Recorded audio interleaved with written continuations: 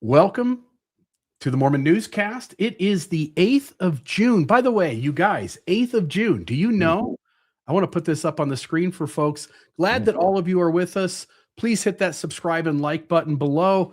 Give us the thumbs up. I just want to note, June 8th is not when Spencer W. Kimball received the 1978 revelation, but it's when they broadcast it via document to the entire world via bishops and stake presidents. So when the church sent out its flyer from the 1978 revelation, giving people of color, all people essentially, access to priesthood and temple saving ordinances, June 8th was the date on the document. And I thought that was a little ironic as we get into some stories tonight. It seems like only yesterday.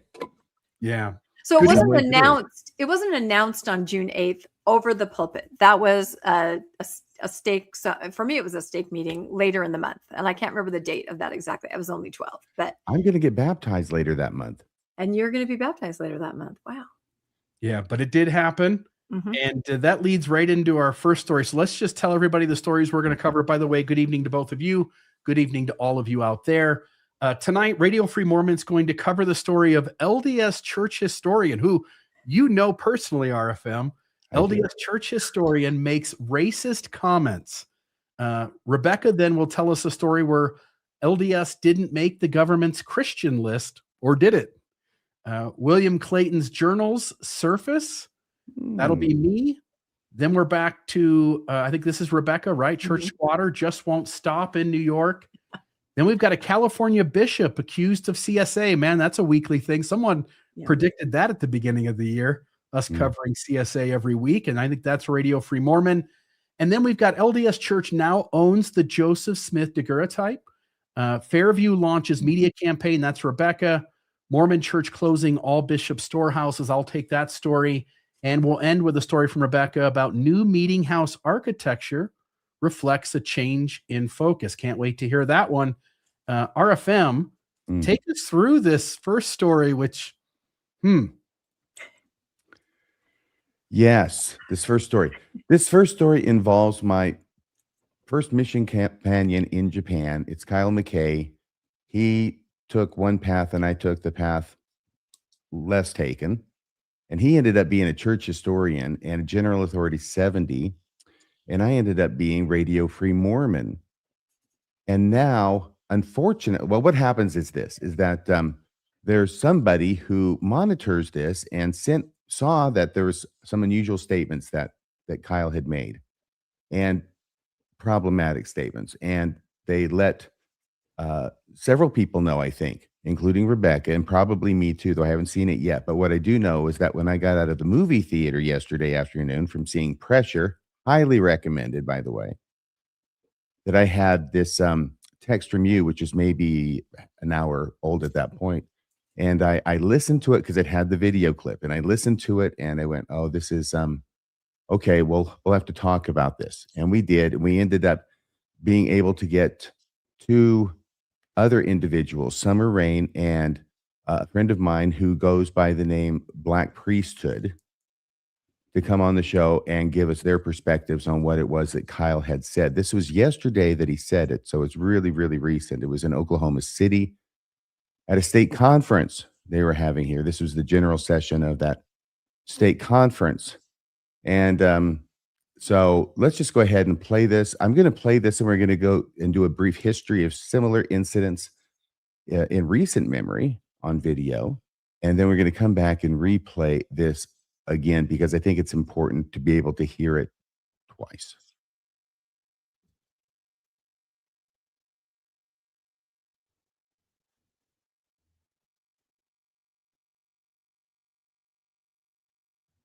There's Kyle. Well, brothers and sisters, it has been just a joy to spend this weekend with you, and especially the last hour plus. I've been so moved by what has been said and by what the Lord has been telling me. I hope that His Spirit may continue and that I won't get in the way of whatever God is trying to teach you. I've had a couple of experiences that have been less than spiritual. One coming out of the fact that maybe you can see it, but when you're on this stage, there's two just great big lights. And this, I call this the Revenge of the Grasshoppers, because when I was a child, you know what you do with a grasshopper and a magnifying glass.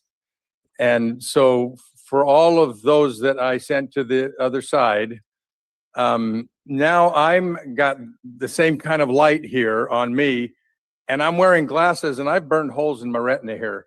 So I'm grateful for this light. I'm especially grateful that we could sing This Little Light of Mine. That's a song where white people try to sing like black people, and it's our hymn. But I want you to know that we sang it in our ward.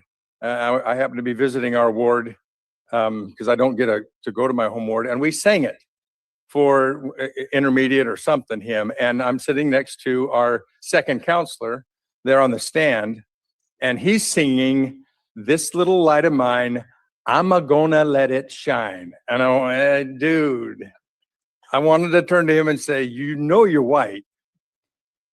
And he was saying, no, I'm an African slave is what I am. And he's singing Swanee River. And anyway, I'm so glad it's in our hymn book. It does make you move just a little bit. And then there's another hymn in there that makes you move even more. I'm going to live so God can use me. I like that one. I'm grateful that we can rejoice in our music.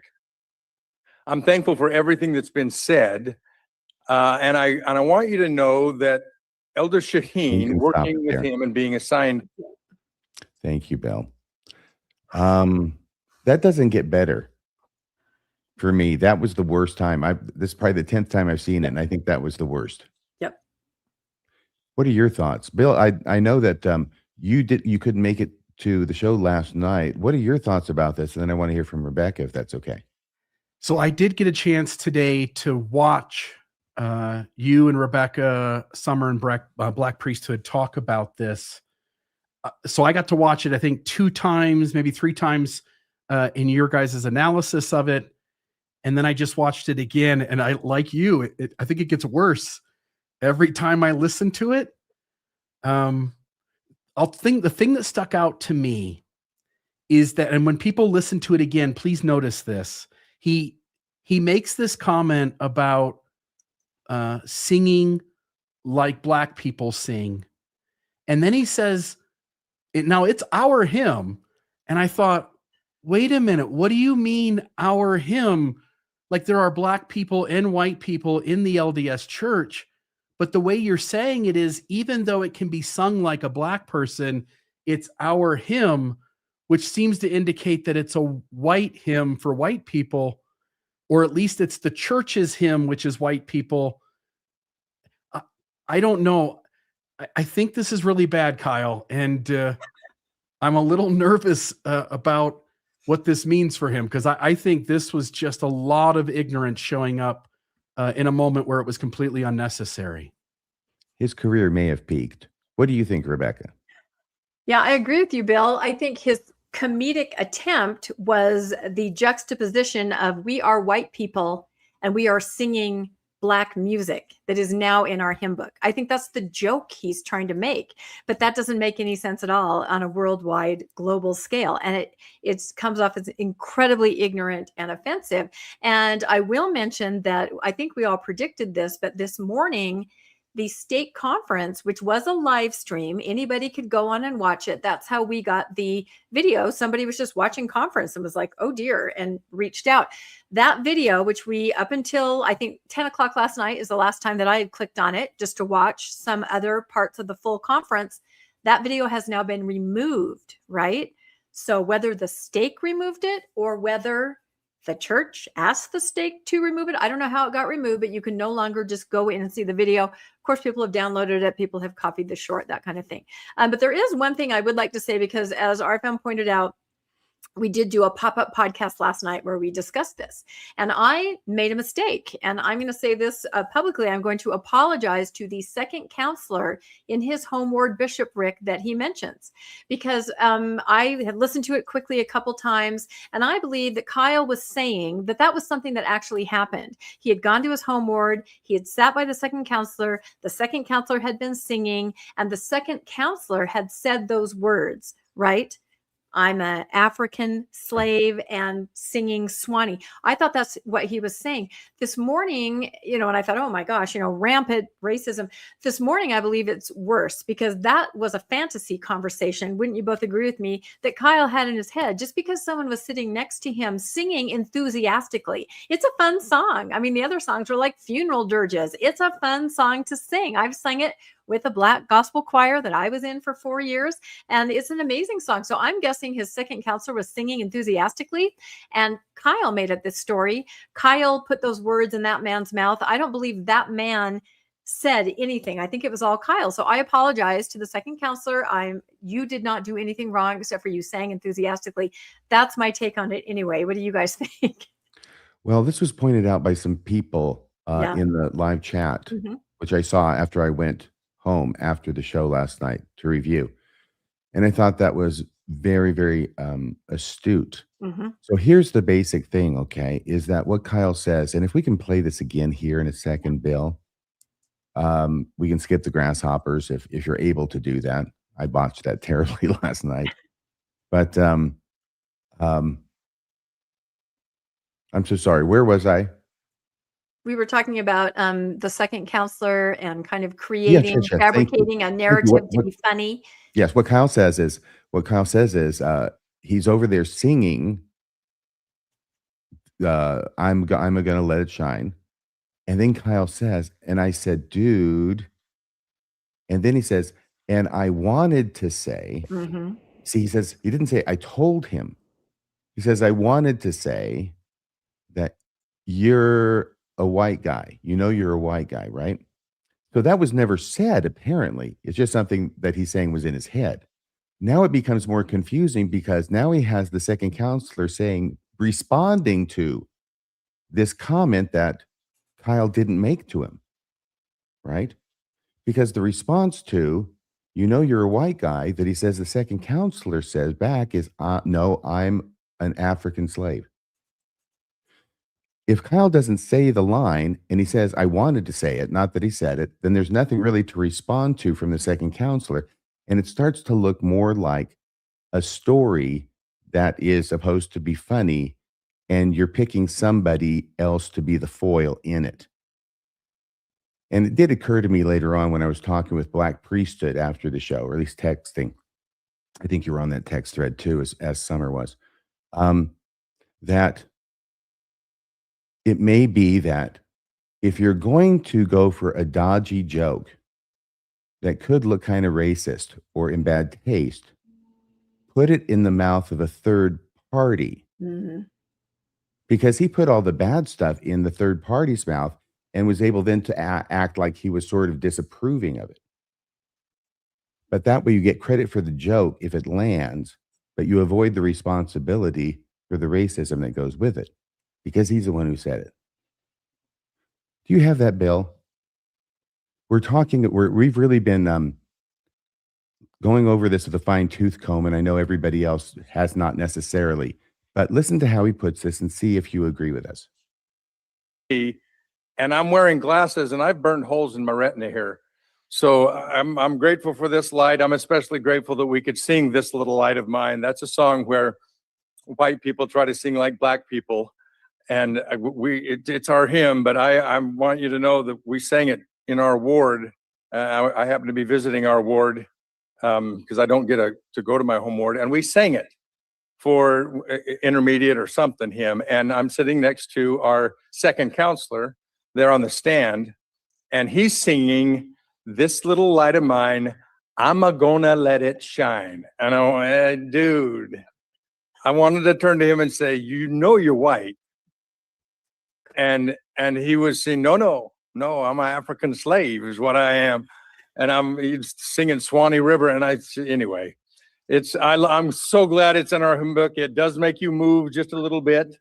And then there's another hymn in there that makes you move even more. I'm going to live so God can use me. I like that one. I'm grateful that we can rejoice in our music. There you go, Bill. Thank you. He's almost like he is slurring his words a bit. I know some people have made some comments about whether he'd been drinking. I doubt that. In the Mormon church, you can't dip into the sacramental wine. You just got to come up with water is all. So I don't know, but it really did almost sound like he said, and he would say, okay? Mm-hmm. As if he's signaling that this is a story, that if I had said this to him, which I didn't, I wanted to, but I didn't, and then he would say this, and then I think it's just a story, and I don't know that the second counselor had anything to do with it, but now he's famous. Yeah, and people can find out who he is. And they can, that's why I apologized to him, because I thought that this person was making racial remarks, and all he was doing is singing enthusiastically. So I wish he would come forward and sort of say, "That didn't happen. I just like to sing." I wish that would happen. I know, because Kyle gets up there and he says, and it's in my home ward. That's what I mean. You can find out who this person is. And it has to be recent enough to where that song is in the songbook, right? February 2025. Okay. So who's been second counselor in that ward? As I said, it's very easy to find out who that person is, but we're not going to go there now. We're just going to hope that person knows that we all know you did not say anything inappropriate. I just don't know why Kyle wasn't even thinking about that when he was talking. I know. The only thing the second counselor can be guilty of it all is singing in such a way that Kyle perceived it as the way a Black person would sing the song, which again, it's my 5th time watching it now, and it's worse than the 4th time I watched it. He does like 4 things that I'm like, oh, ouch, ooh, like he couldn't get out of his own way. Which again, we all make mistakes, but to make 4 of them in a 15-second span seems to indicate either racism, and I'll give him the benefit of the doubt. The other thing is just some severe blind spots and not really knowing how to relate to or connect with people who are different than him. Okay. Well, let's go forward, because by going forward, I mean, let's go backward. Let's go backward 6 years to 2020. Remember those halcyon days of 2020, right before the storm, before COVID struck? Well, in that time period, what happens is the church comes out with, I believe what it is, their first Come Follow Me Book of Mormon manual. And lo and behold, what should be in it but an old quote from Joseph Fielding Smith talking about the dark skin in the Book of Mormon as being the sign of the curse. And that dark skin is no longer to be considered a sign of the curse. It used to be, but not anymore. Okay. So anyway, this ended up in the manual. It got a lot of play. A lot of people noticed it and were pretty surprised. And Elder Stevenson is scheduled to speak. And I think he was probably scheduled to speak before, but he was scheduled to speak at the local meeting of the NAACP. And that's when he went before them to apologize for this. And we have the video of that, his apology. Here we are.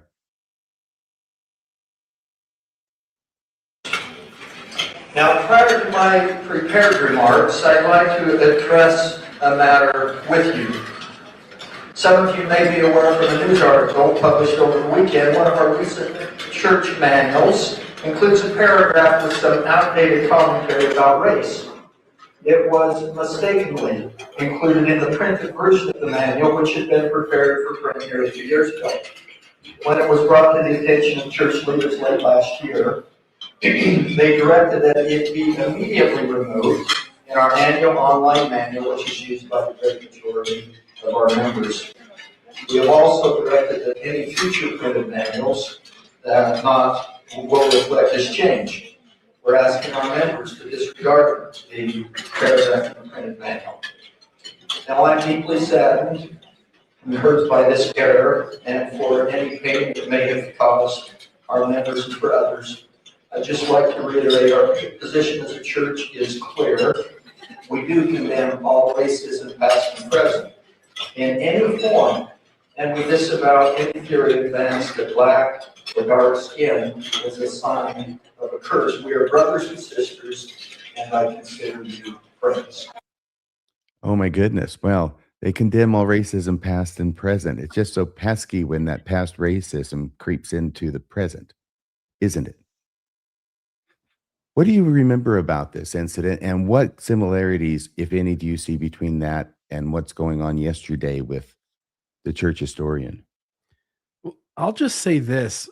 In the video clip we just watched, he's notifying the audience of the sentence, I think it's in the last paragraph of the gospel topic essay, that we disavow the theories of the past. But when you recognize that Elder Oaks and the church generally still hold the official position that the ban itself is still of God, then you recognize that he's actually conveying only a partial truth to the audience, and that if they knew the full truth, they'd be even more pissed that he stood up and said he was sorry for the disavowed theories, because the ban still has God being racist and prohibiting people of color of going to the temple and having the priesthood. It's just that the Mormon leaders gave reasons to it instead of just keeping quiet.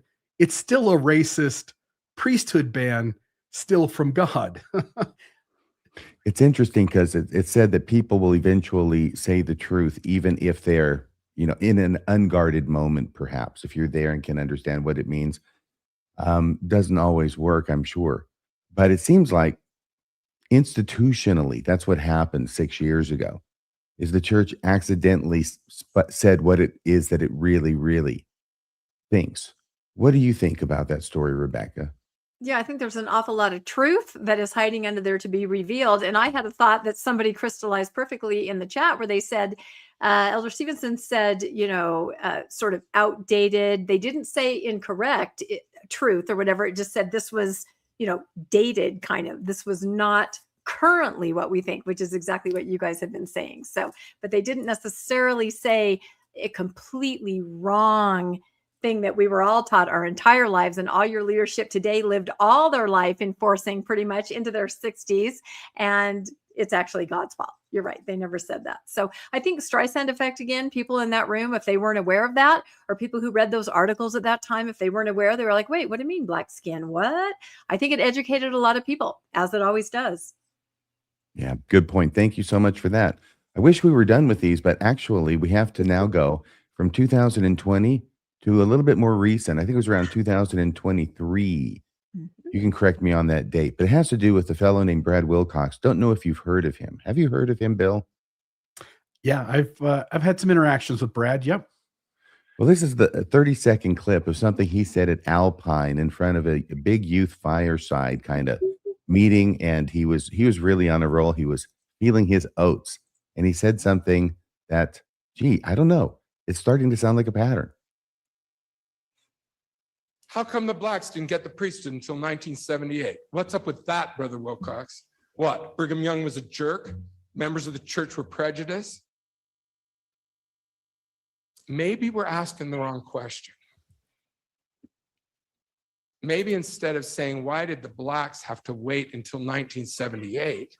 Maybe what we should be asking is, why did the whites and other races have to wait until 1829?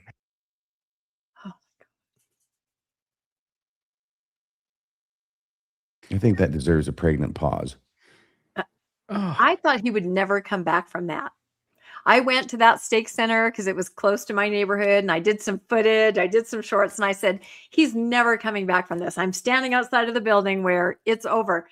Then he was like promoted into the young men's presidency, and he's, leading tours in big tour buses to Nauvoo. He's fine. But I really thought, how do you recover from that?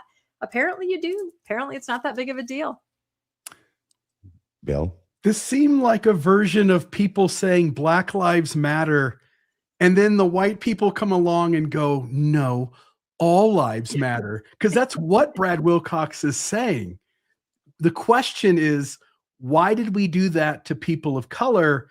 And Brad's question is, well, why did God do that to white people? And only a few years earlier in a millennial after millennial church. I don't know. It's such a crazy thing to listen to him do that. God did it to white people for almost as long as he did it to black people. Almost. That's, Yeah, I so what are think, you the thrust of complaining his about? argument, such as it is. No, so he's saying, so what are you complaining about? Why is that I'm an not sure- issue for you? Yeah, And I'm not sure what the point get is. over it. I don't know. God hates all races, just some more than others. I think that's the point. That's where that argument leads. Okay, so the last one, the last slide was the same one that we've already listened to twice, so we don't have to listen to it again. But oh yeah, we do have a couple more slides in the regular slideshow. Thank you, Bill. Which is when you go to the YouTube channel for the Oklahoma City Stake, they have their own YouTube channel. Yeah, that's how we were able to see this, was on YouTube, for crying out loud. This is where you go to when you follow a link that used to go to that video. It's not there anymore. It got taken down. There's a bunch of other videos on the same channel. They're still there. This is the only one to be taken down. Some people might look at that and think that means something, like maybe they realized this wasn't a good idea. What do you think about the fact it was taken down, Rebecca? I assumed it would be taken down, and I assumed we'd be talking about this. I thought this is the next news story for tomorrow, that it's going to be taken down. The only thing I don't know is why or who authorized it, right? Did the stake just see what was happening and take it down? Did the church proper say, you guys got to take that down? Did Kyle request that the stake take it down? I don't know how it was taken down, but you can't take anything down in 2026. It will live on forever. And I agree with both of you. I've now seen it maybe 18 times. It is worse. It just hits you worse every single time. Yeah. This idea that the church is hiding something, which we would have to say as two apostles who have covered the world and know the history of the church and know the integrity of the first presidency and the Quorum of the 12 from the beginning of time.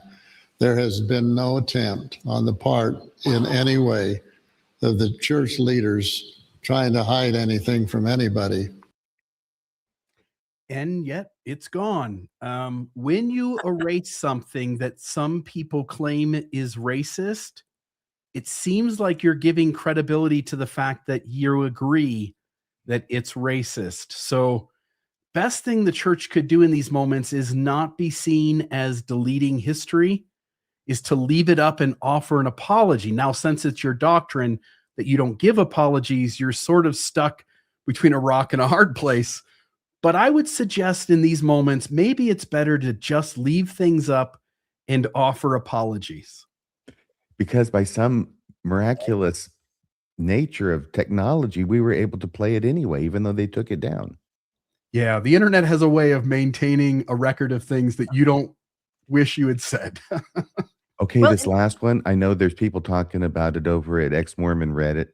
I thought this was the comment that won the internet about this because it made me laugh.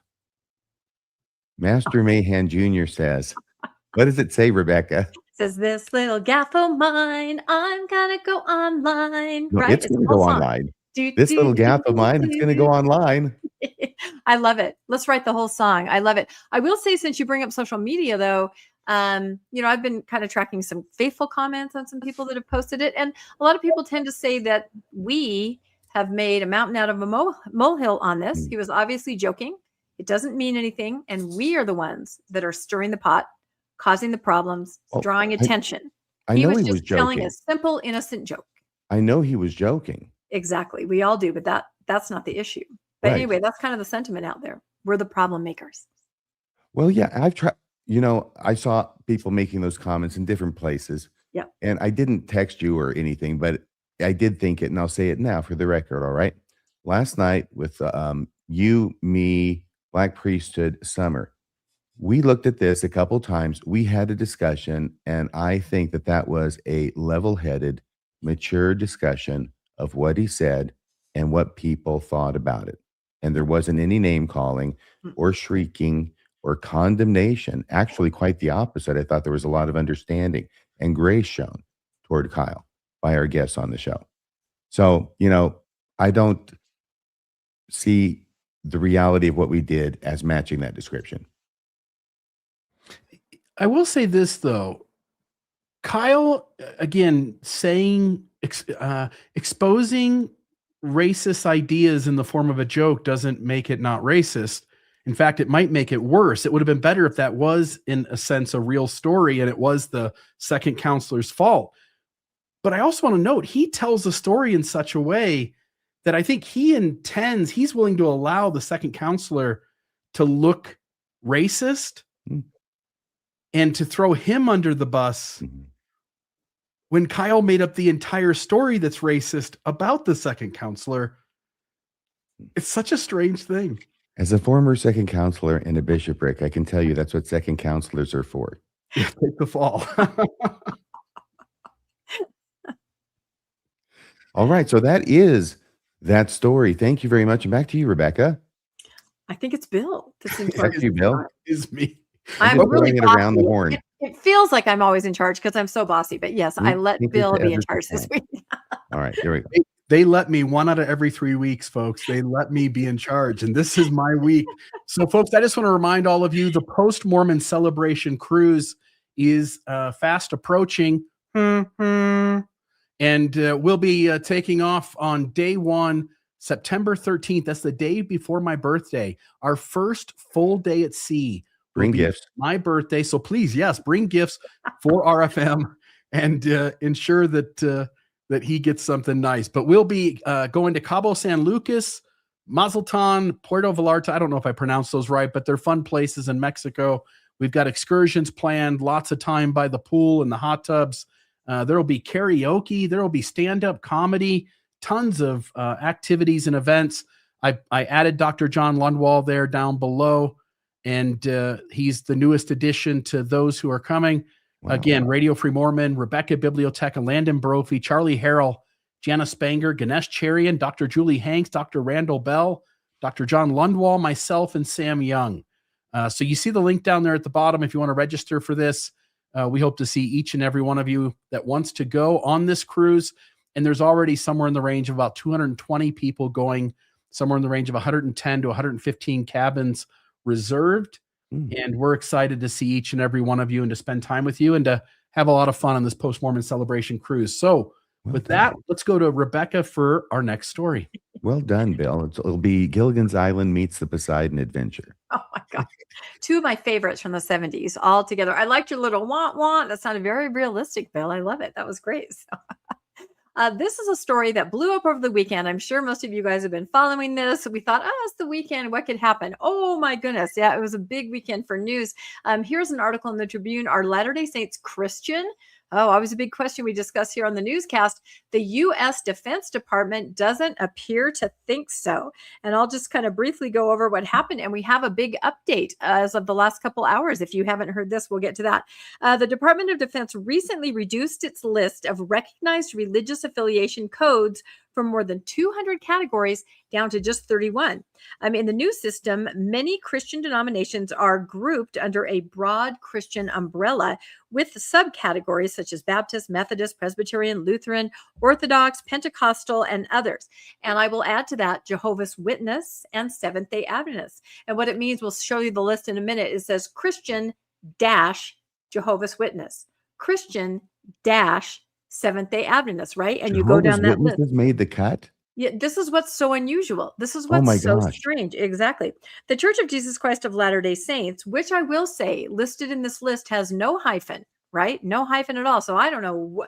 Strangites, nobody can keep track anymore, is not included in these Christian categories under this umbrella. It does not say Christian dash the Church of Jesus Christ of Latter-day Saints. It simply says the Church of Jesus Christ of Latter-day Saints. Instead, it appears as its own separate faith designation alongside groups such as Judaism, Islam, Hinduism, Sikhism, Buddhism, and the Baha'i faith. So this, you can imagine, caused an incredible stir, especially when people noticed that other burned over district religions like Seventh-day Adventists and Jehovah's Witnesses did make that cut and got the Christian umbrella designation. I actually Googled Christian umbrella and found out that you can buy that. Maybe for Christmas, I'll get that for you guys. That is an actual Christian umbrella. Who knows? So, all right. The article goes on.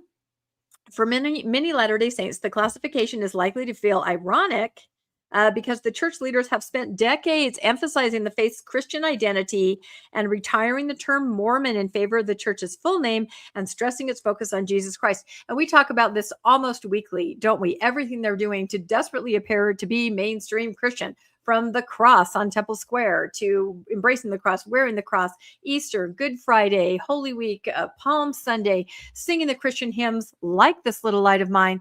They're trying really hard to appear mainstream Christian.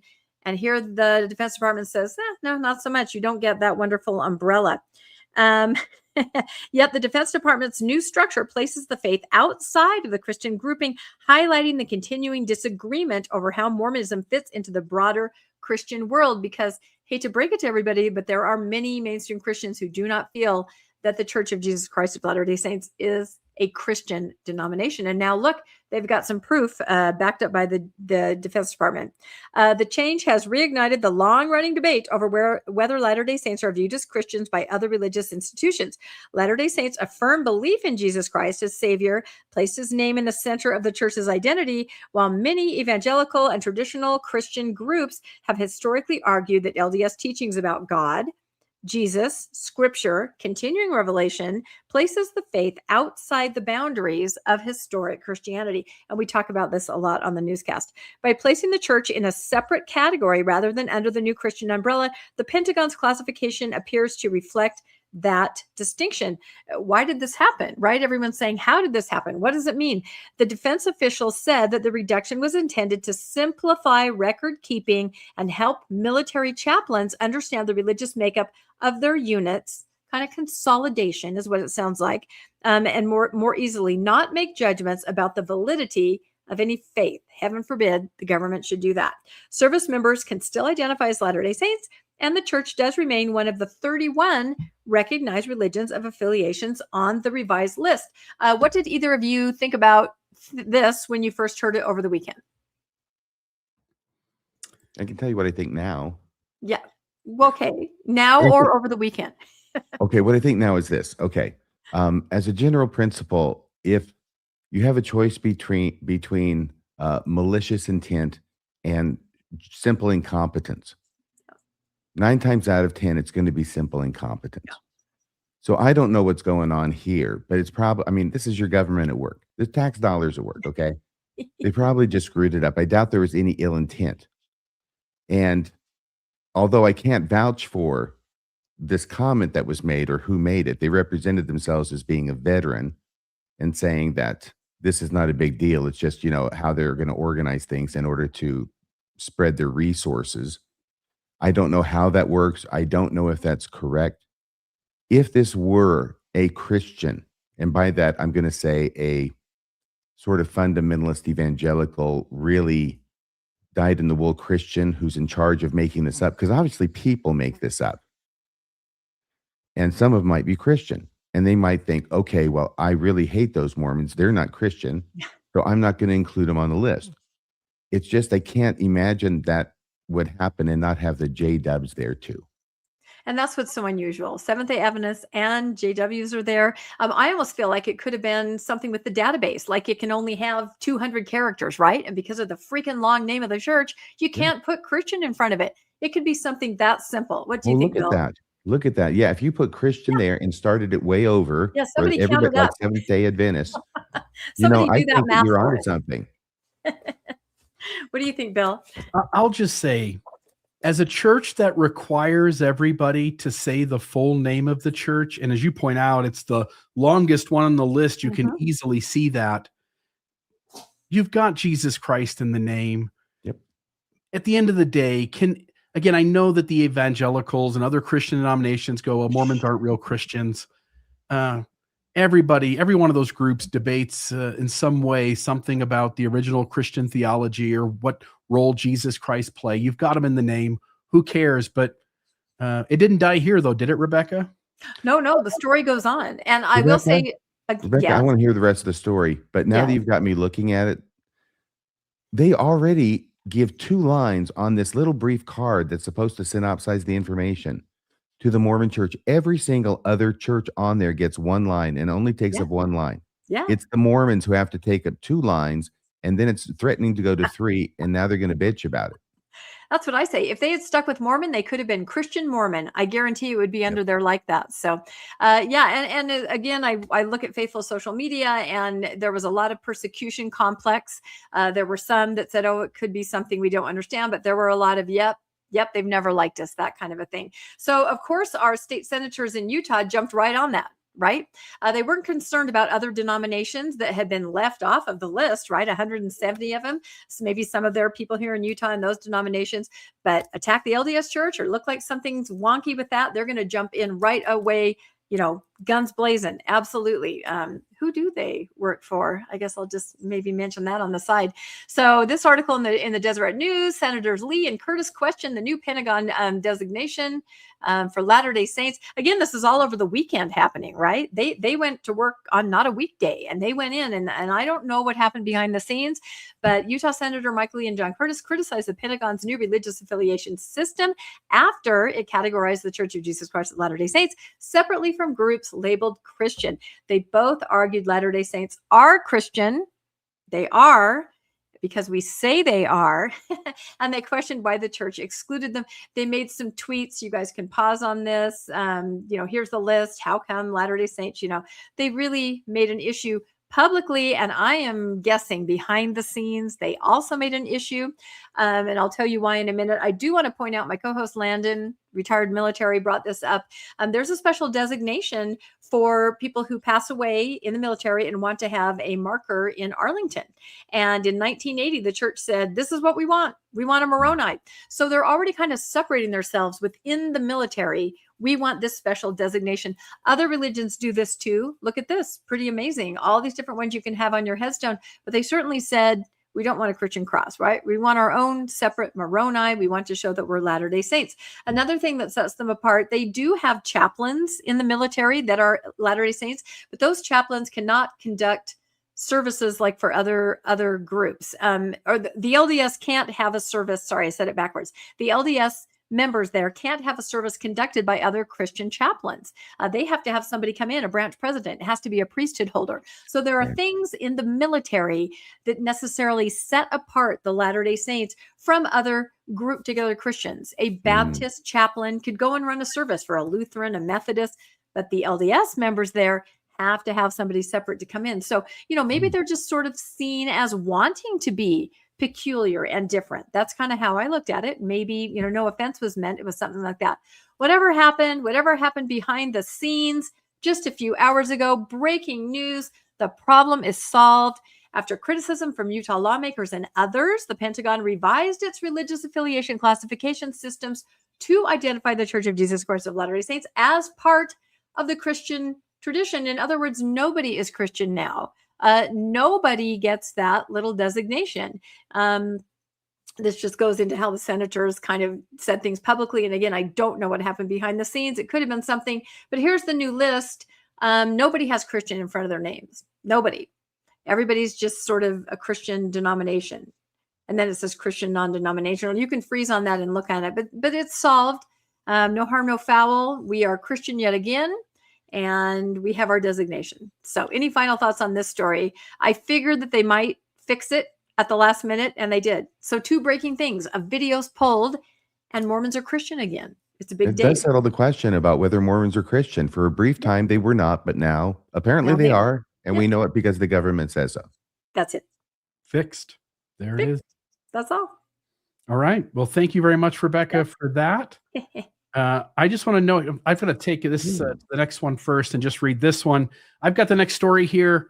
One of the more interesting stories this week comes from Jeremy Hoop, one of the polygamy deniers, and he's got the YouTube channel Still Mormon.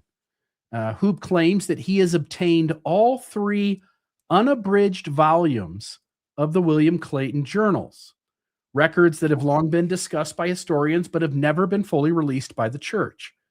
According to Hoop, by the way, the document on the right, William Clayton wrote lots of things, and there are journals or diaries of his that are not being withheld by the church, and you can read some of the writings of Clayton in other places, but this particular 3 volumes of William Clayton's journals have been withheld by the church, even though they've never hidden anything. those the church has promised over and over to release, but has not of yet. But according to Hoop, he has them. These journals completely change the story, he says. He argues that they demonstrate that Joseph Smith did not practice or initiate polygamy, and that historians who have cited Clayton's writings as evidence for Joseph's plural marriages have been misleading the public. I'm going to play the video here of Jeremy Hoop. How on earth does he get a hold of these? This is like the Holy Grail. Yeah, can I ask one question about that? Is he saying that he has the pre-copies of what is going to be released? Because we've been talking about this, the journals are going to be released. Or is he saying he has the copies of the unredacted, never touched, never seen the light of day journals, what we're all going to get, I'm assuming heavily redacted. He is saying, from nodding your head, Bill, that he has the unredacted journals. He has straight from the pen of William Clayton. He claims that somebody on the inside of the church gave him the typescript of these 3 volumes and said, you can hang on to these, but do not say you have them until I die. And then apparently that person died. And now Jeremy has the ability to come forward with these. But I want you to watch this video. I think there's a lot here to make note of. So I'll put this up on the screen, and we'll listen to him say it straight from the horse's mouth. I have the William Clayton journals, all 3 volumes. That's right. The William Clayton journals, A, B, and C. These are the same journals that have never been released to the public. And every single person interested in this topic has been waiting to see these. I've had them for a while, and I couldn't talk about it. Well, until somebody very important passed away, and I gave my word I wouldn't talk about it until then. But that gave me the time to study them and understand them in a way that no one has ever talked about before. And now I can say that I can prove to you that the historians who use these to prove that Joseph Smith was a polygamist, most, if not all of them, have no idea what they're talking about. If they had read them, the full journals, and understood them, there is no way that they would make the claims that they make in the way that they. Curious. No, I will say it is curious because I do know of another person, I'll be very vague here, who had access to that through various means. And this was a very learned historian type person in the church. They read them and had the exact opposite reaction. Well, that part doesn't surprise their me. testimony to the core, to the point that they are now somebody who's, walking that line. So there's a disparity here because this person said, I've seen them, I've read them, I've had access. And I think the word monster came out. What about I don't know Joseph Smith and his practice of plural marriage, you mean? Just the person in general. Yeah. That's what you mean, right? About Joseph Smith. Yes. Yes. Yeah. Yeah. So I'm just saying that's very fascinating that he would make that claim. I guess we will never get to see them, right? Because as you're saying, Bill, these are not the journals that are going to be released. What is going on, Bill? Yeah, so these are the journals that are eventually at some point going to be released. At least the LDS Church says as much. We'll get to that in a second. It's interesting, right? Because on one hand, he says he's had them for a while. Mm-hmm. Whoever gave them to him must have been feeble and said, I'm going to die soon. When I die, you can release them. In the meantime, he's been working with these, studying them. But not only studying them, he's written a book, of course. He's written a book called The Clayton Conundrum. So let me just note, there's one problem here. Nobody else is allowed to examine the documents. And the documents themselves are just transcripts. Yes. Hoop reads a few excerpts in his video to convince viewers that he has these 3 volumes. But he's not released them of yet. He says that he promised the person who provided them that he would keep them private until that individual passed away. And he says now he's safe to begin showing them. he's also announced his forthcoming book, The Clayton Conundrum, which raises for me the obvious questions about whether these documents are being preserved for historical purposes or being used to create a commercial opportunity. And Jeremy, I think this looks a lot like a commercial opportunity. So to be clear, I'm willing to give Jeremy the benefit of the doubt. If he truly possesses the previously unavailable William Clayton material, that would be a significant development. But extraordinary claims require extraordinary transparency. Who provided the journals? How did they obtain them? Are these complete copies? Are they redacted? Are pages missing? Because that wouldn't be the first time in church history where something like that's happened. Now, if these journals genuinely overturn decades of historical scholarship, why are they being withheld from historians and the public? Was Hoop okay with the LDS Church being the gatekeeper of Clayton's journals? I'm guessing no. Yet here he is, a gatekeeper as well, selling his access at least to some extent. Now, we've seen this movie before. Mormon history has a long record of individuals claiming access to secret documents that later turn out to be incomplete, misrepresented, or outright fraudulent. Names like Mark Hoffman or John Hyacek remind us of why caution is necessary whenever someone claims possession of historical sources that nobody else can verify. But there's also another issue. Jeremy Hoop is already publicly committed to the position that Joseph Smith did not practice polygamy. He and other polygamy deniers or monogamy affirmers, whichever one you prefer, have repeatedly dismissed evidence that most historians consider credible, including sources such as the Martha Brotherton account or the Melissa Lott Bible, for example. Their broader argument is that Brigham Young invented or expanded polygamy and then retroactively attached it to Joseph Smith. Now, that history makes independent access to these journals even more important. If the Clayton records contain evidence supporting Joseph Smith's plural marriages, will that evidence receive a fair reading by Jeremy Hoop and others whose faith depends on Smith not being a polygamist? Not a chance. Any more than I trust the LDS Church as a fair arbiter of history when their authority rests on a certain interpretation of history? Or will it simply be explained away like so many other sources that polygamy deniers have tackled have been dismissed? At the end of the day, this is simple. If these journals are authentic and historically significant, which they are, they belong in the hands of scholars. They belong in the hands of the public, not locked behind promises, speculation, a future book release.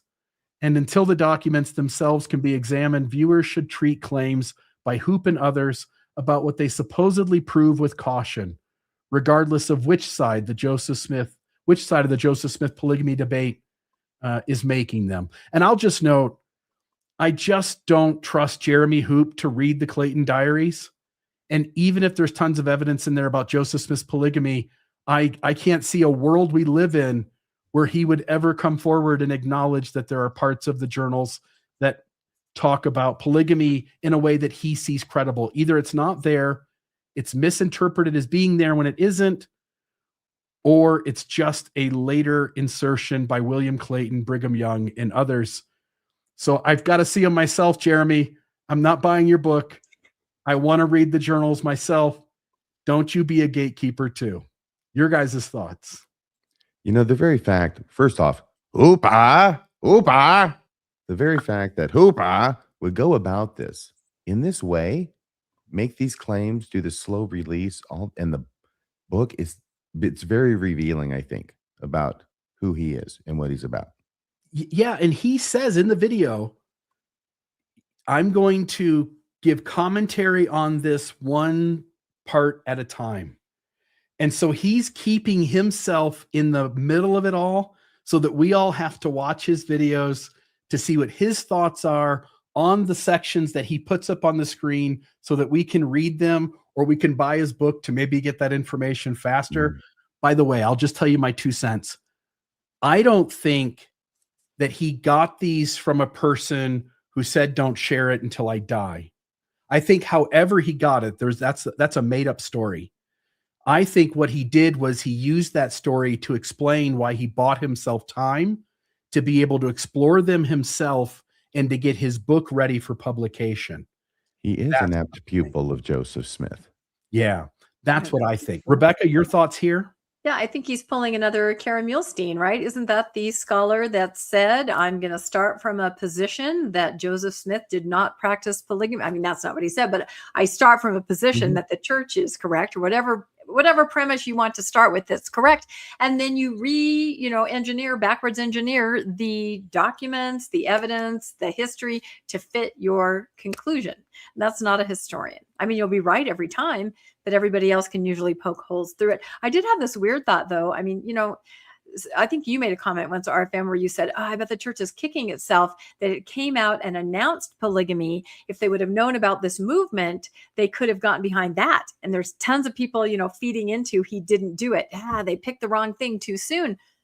Maybe they're trying to put something out where the church itself can say, after exploring the evidence, we now blame Brigham Young completely. So I don't know. I just say it's time to release them. It's absolutely absurd that information, which is so critical, such founding documents of, Joseph Smith, that information should have been released years ago. There's no reason to keep it, scotch tape it, back into the journal, keep it in the vault. Those things need to come out. And whatever you think about Hooper and what he's doing over there, okay, and I have a dim view, but it's the church's fault. The church is the one who has not been producing the journals and not producing and saying we're going to and not producing. And it's been years and years. And it has opened the field for someone like Hooper of questionable ethics to come forward and do this kind of thing. Yeah. And Rebecca, you said first, and RFM, you reiterated, like the church started this whole thing. They could have just put it out, be transparent. And I want to note that the church announced in 2017 that the William Clayton Nauvoo journals would be published. Again, other works of Clayton have been published. You can access things. If you didn't know better, you might think you're reading the journals that you're not allowed to read. But in fact, there are still documents being withheld by the church. Jeremy Hoop claims that he has those. I'll just say here again, 2017 is when the church first said they would be published. Then again in 2025, you see the article there on the left, Church News, church officials again announced that the project was moving forward in partnership with Yale University Press. By the way, that's another mistake. I have a reluctance in believing that Yale will allow this project to have their stamp on it if the church tries to control the fact that some of the material is damaging to the church and can't be published. So I think there's a reason why this got announced back in September of 25, and we are now June 8th of 2026, and it has been nothing but crickets. So I'll just say that.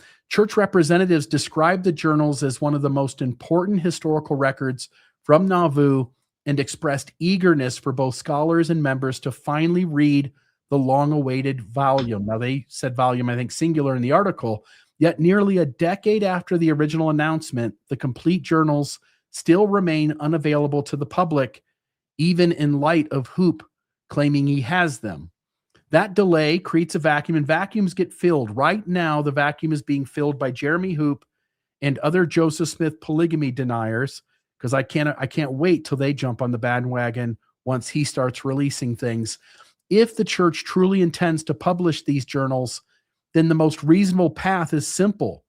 Release them before Hoop and the polygamy deniers put their own interpretation on them. Let the historians, the members, the critics, the doubters, the believers, and everyone in between examine the records for themselves. The church has repeatedly emphasized increased transparency in recent years. This is an opportunity to demonstrate it, LDS Church. Otherwise, the narrative surrounding one of the most important Nauvoo era sources may end up being controlled not by open access to the evidence, but by competing claims about evidence that almost nobody can see.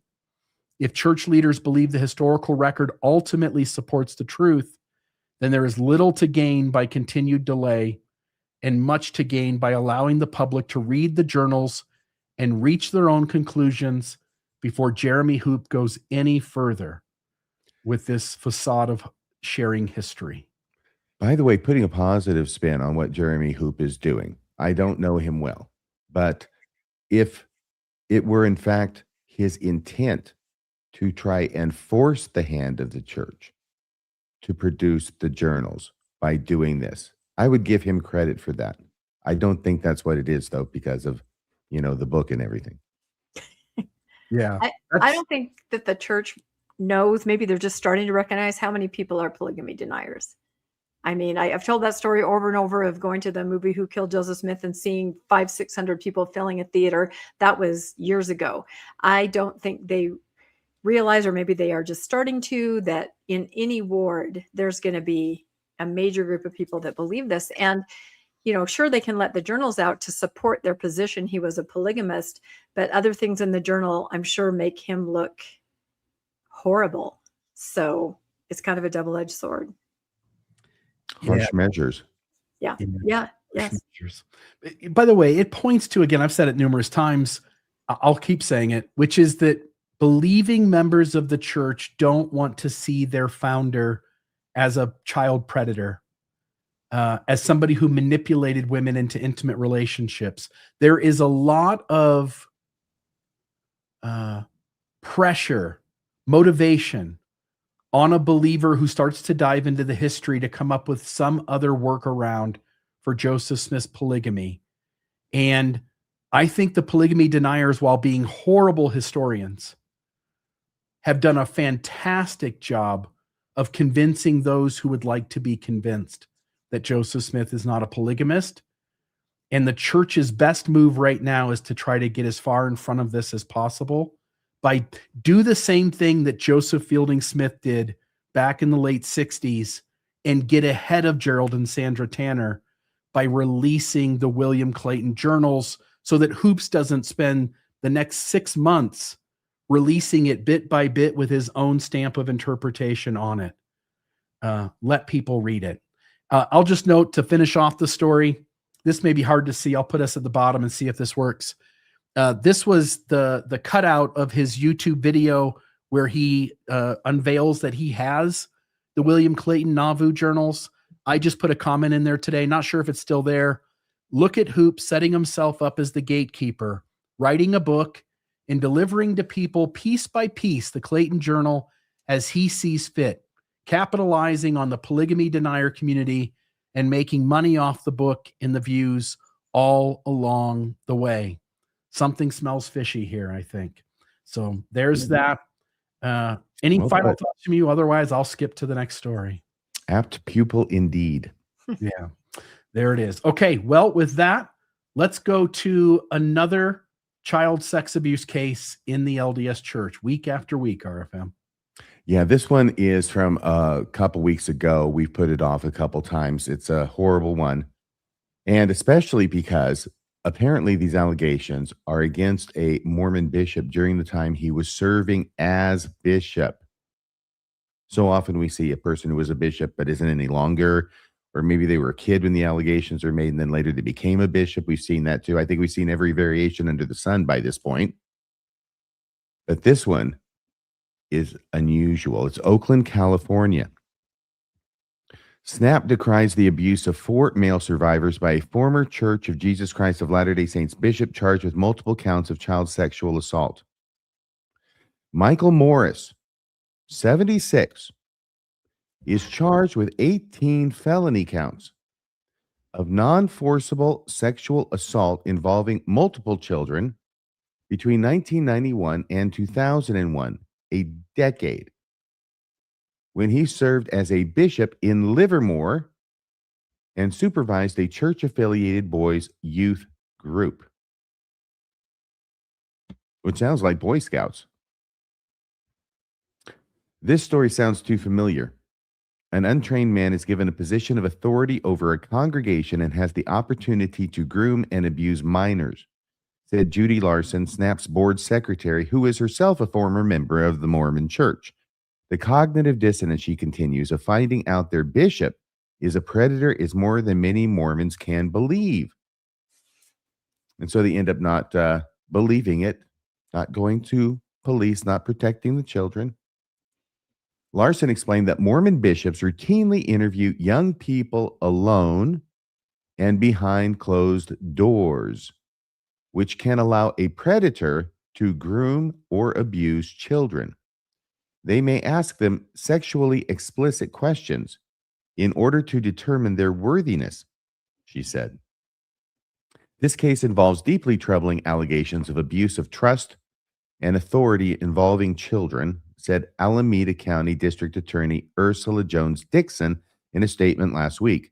Our office remains committed to pursuing justice for survivors of sexual abuse, regardless of how much time has passed, whenever the law permits prosecution, she said. And there's a few facts on Michael Delar Morris. This is at Floodlit, that great website that keeps track of these things. And by that, I mean Mormon sexual abuse allegations. Here, it talks about the 4 young men who are the alleged victims. He was arrested on May 15th of 2026 and charged with 18 felony counts related to child sexual abuse. And you can see down there in the middle of that list on the left, during alleged crime, he was a bishop. And the red box at the bottom, Morris was excommunicated, but apparently never criminally charged.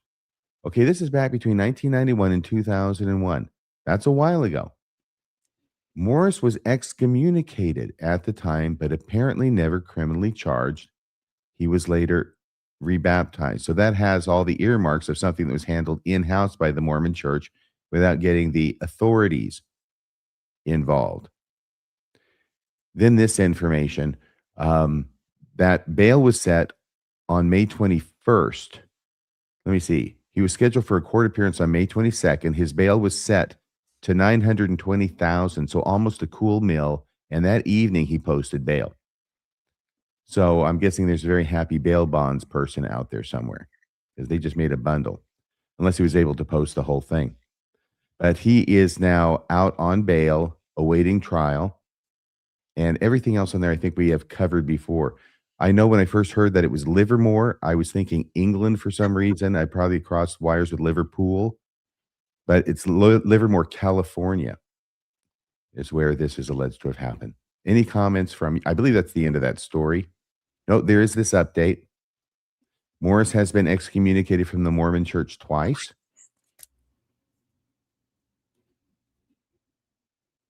According to another source, Morris was called as Bishop of Sycamore Grove Ward until March 3rd, 1996, and released June 17th, 2001. That would be the normal 5-year term for a bishop.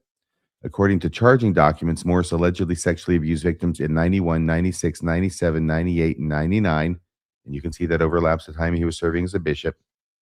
News reports state that the alleged abuse occurred between 1991 and 2001. Anything you wanted to say about this, Rebecca, about those 2 excommunications? Yeah, it seemed like he was excommunicated once, maybe close to the time where some of these things were happening, and then more victims came forward. I'm not exactly sure how that would work exactly. I know there was an article, I think I sent it to you, I don't know if you saw it, about it kind of in conjunction with his bail. They are trying to figure out, he lives in Utah, in southern Utah, and they're trying to figure out, should he have to move to California, not be allowed to be in Utah, but stay down there where he's going to be tried. So they're trying to figure out, and I'm sure you can tell me the legal terms for all this, what the conditions, of him being out on bail are. I mean, obviously he can't have contact with minors or grandchildren or, but what are some of the other stipulations, home arrest? Does he have to be in California? So I guess we'll update everybody when we find out more, but I think they're still hammering that out. If you can show me the order, I'd be happy to tell you. Now, quite frequently, those issues are addressed and hammered out at the time of the arraignment when bail is set at $920,000, I think it was in this case. Right. And then those conditions are taken into account at that point, that if you post bail, then here's the conditions. And usually it's a check mark and an address where you're going to stay. And if there's going to have to be EHM or electronic home monitoring, usually it's boilerplate. You got to stay in the state that you're charged with. However, that can be addressed, and a judge can make an exception for that. Yeah, and I think that's what they're asking because he's in southern Utah. So, but as I understand it, and I've talked to some other people, most people don't know at this point, we're talking neighbors and people that this is even his scenario. They have no idea, and people are finding out and they're very surprised. Yeah. Well, there you've got an abuser hiding in plain sight once again. We've got another person who is hiding in plain sight. Rebecca, tell us more on this story. I see what you did there. Look at that segue. This is a story out of New York. It was something I think I skipped last week because we had so much other news. Mormon church says sneaky squatter found snoozing in the attic, repeatedly broke into chapels, their lawsuit says. And, when you're a kid, I used to always kind of think, I wonder what would happen if I slept at the church. It was kind of cool.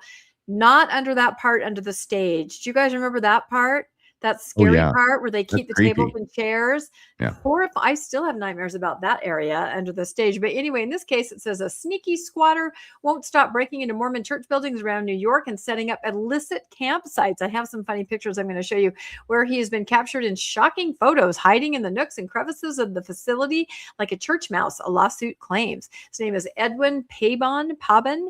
He has a history of trespassing on church property and entering the church locked and occupied buildings, storing his personal belongings in classrooms, using the kitchen, the bathroom facilities, sleeping in the church's buildings, according to the court filing. Here is a picture. And I have to guess, is he taking his own pictures? He must be like, here I am in the church.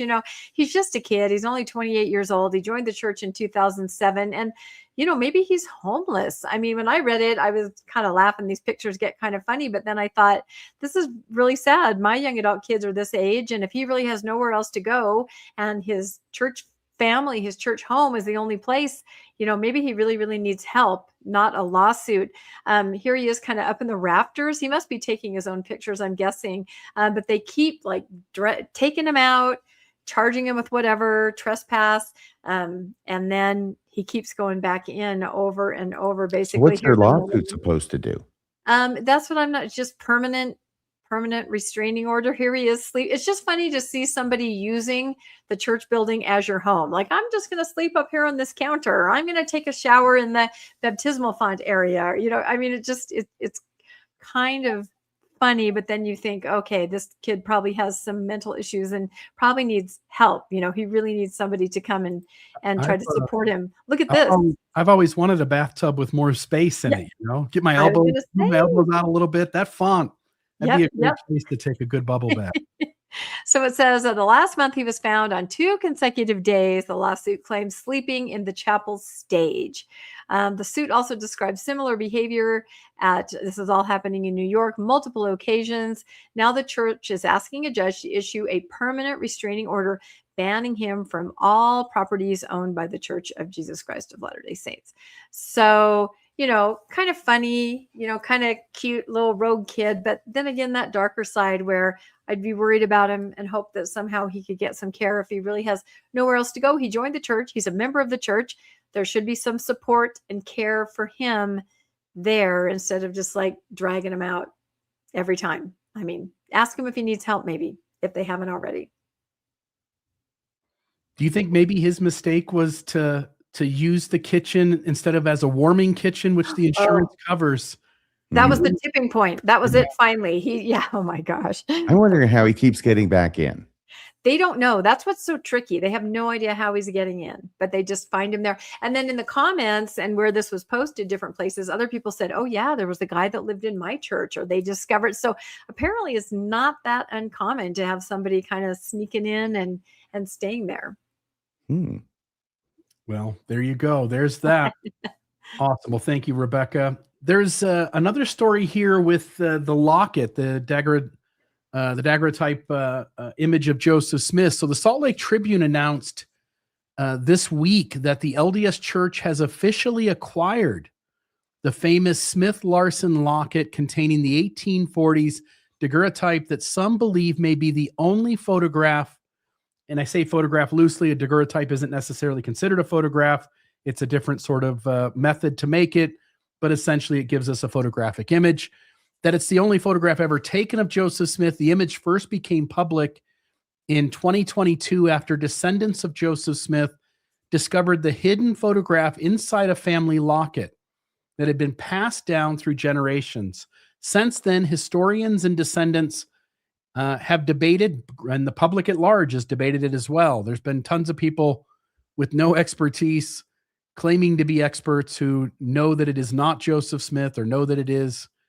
But this was passed down for generations. Since then, historians and descendants have debated whether the image truly depicts Joseph Smith, while the church has consistently stopped short publicly of making that claim. But what caught my attention isn't the photograph itself. That's old news. It's the ownership story. The church's announcement and subsequent coverage tells us the locket was donated to the church. Yet the Salt Lake Tribune never clearly identifies who made the donation. The Tribune publishes an article that seems to go out of the way to avoid telling the line of ownership. And so I'll just note here that that the newscast didn't stop there. I spoke to an inside source today. They verified for me. Now, believe this. This is the first time you two are hearing this.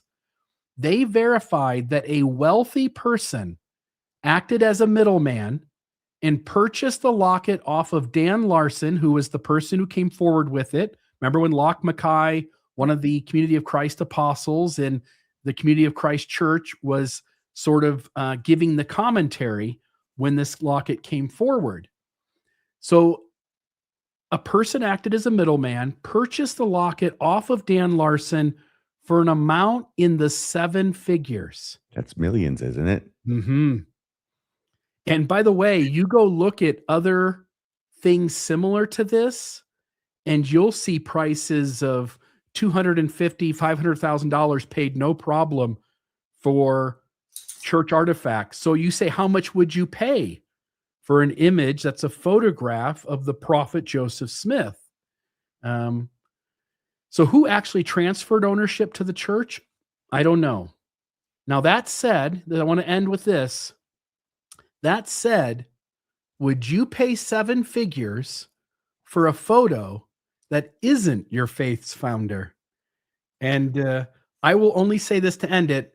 Behind the scenes, the church, and like Richard Turley, for instance, is another person. The church generally, Richard Turley specifically, believe that this is Joseph Smith, but publicly, the church's official stance is, how could we know for sure?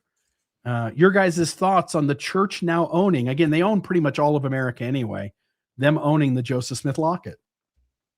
It's making me smile because I know it's him.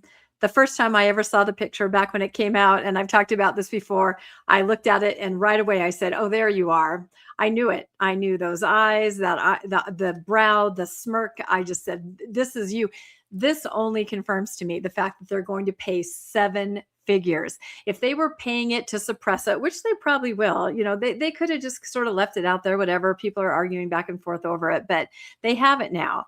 And yeah, you would never pay that amount of money if it weren't what it purported to be. Now, Jasmine put out a short just a couple days ago about this, very excitedly, in very positive terms, saying she kind of alluded to very positively, she thinks it could be him. I mean, everything about it was skewing toward that it is him. So we all know, we think maybe possibly Jasmine sort of soft launches things, I still find it hard to believe that they would ever put his picture in lesson manuals, because as you and I have talked about, Bill, when you see this, and not the Ken doll cartoon or the blurry water painting with his, blonde hair. When you see this, you're like, this is a man.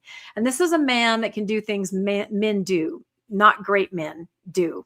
You know what I mean? And it becomes more of a reality. And you start thinking of little girls, young women, and you see this man. So it's problematic. I don't think we'll ever see it in church curriculum, but I think they know it's him. And I think the dollar amount proves it to me beyond a shadow of a doubt. Amen. Well, now they own the copyright, so maybe they can control the usage of images, or they think they can. Yeah. That didn't surprise me at all, Bill. That's exactly what I was thinking would happen. And the reason why is because this is the way the church operates. And I will push back just gently, okay, on the fact the church did not buy this. The church has massively wealthy members who are happy to do their bidding, because I will do the things the Lord commands. And we want you to buy this and donate it to us. Okay. They go and buy it and donate it. In fact, I think that the same thing was going on at the time that Mark Hoffman blew himself up because Christensen. thank you. They were, the church leaders were meeting with a vastly wealthy member of the church. Canada is coming to my mind. He might have lived No, in it's Canada. Mr. Max, if you're familiar with that store. His son, I can't remember, was it Mark? Was it Scott? I don't know. One of them was one of my son's mission presidents, but it was Christensen. And the church asked him, you purchased these. And because of all of that, he got in the crosshairs of Mark Hoffman. Oh, But and it that was was the an very earlier, same deal. that's Very an earlier same deal. version of the exact same thing. This was just a little bit later when Mark Hoffman says, I've got the McClellan collection. Well, who the heck's going to buy it? Well, Right. we'll find some rich person to do it and donate it to us. Why wouldn't the church just want to buy it directly, just to keep their name off of having paid money for it? Because if you get the middleman to do your bidding for you, you still, at the end of the day, are going to be seen by the general public as having purchased the thing yourself. Do you think it's maybe they don't want to spend the funds from the $350 billion they have? I can't come up with a reason. I don't think people they have know. to. I just think the church is, on one hand, they may want to keep arm's distance in some way. I don't know. In another way, the church is so tight, it squeaks when it walks. Yeah, but look at the headline.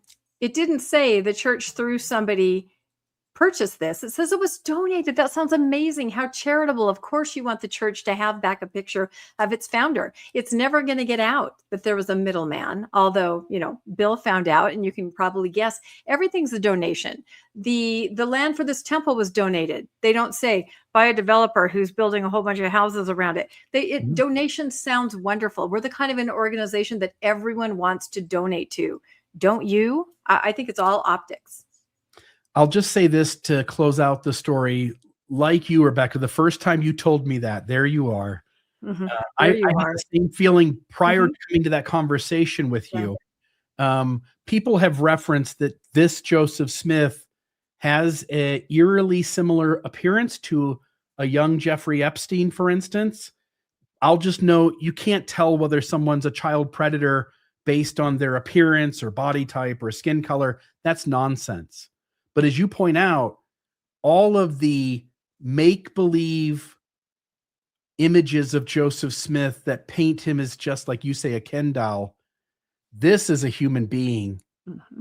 This is behind those eyes and behind that grin is a grown man with proclivities and capable. That face is capable of doing the things that Joseph Smith did, whereas these pretty Ken doll images just create a fantasy appearance of Smith that allows all of us to sort of have a make-believe image of him.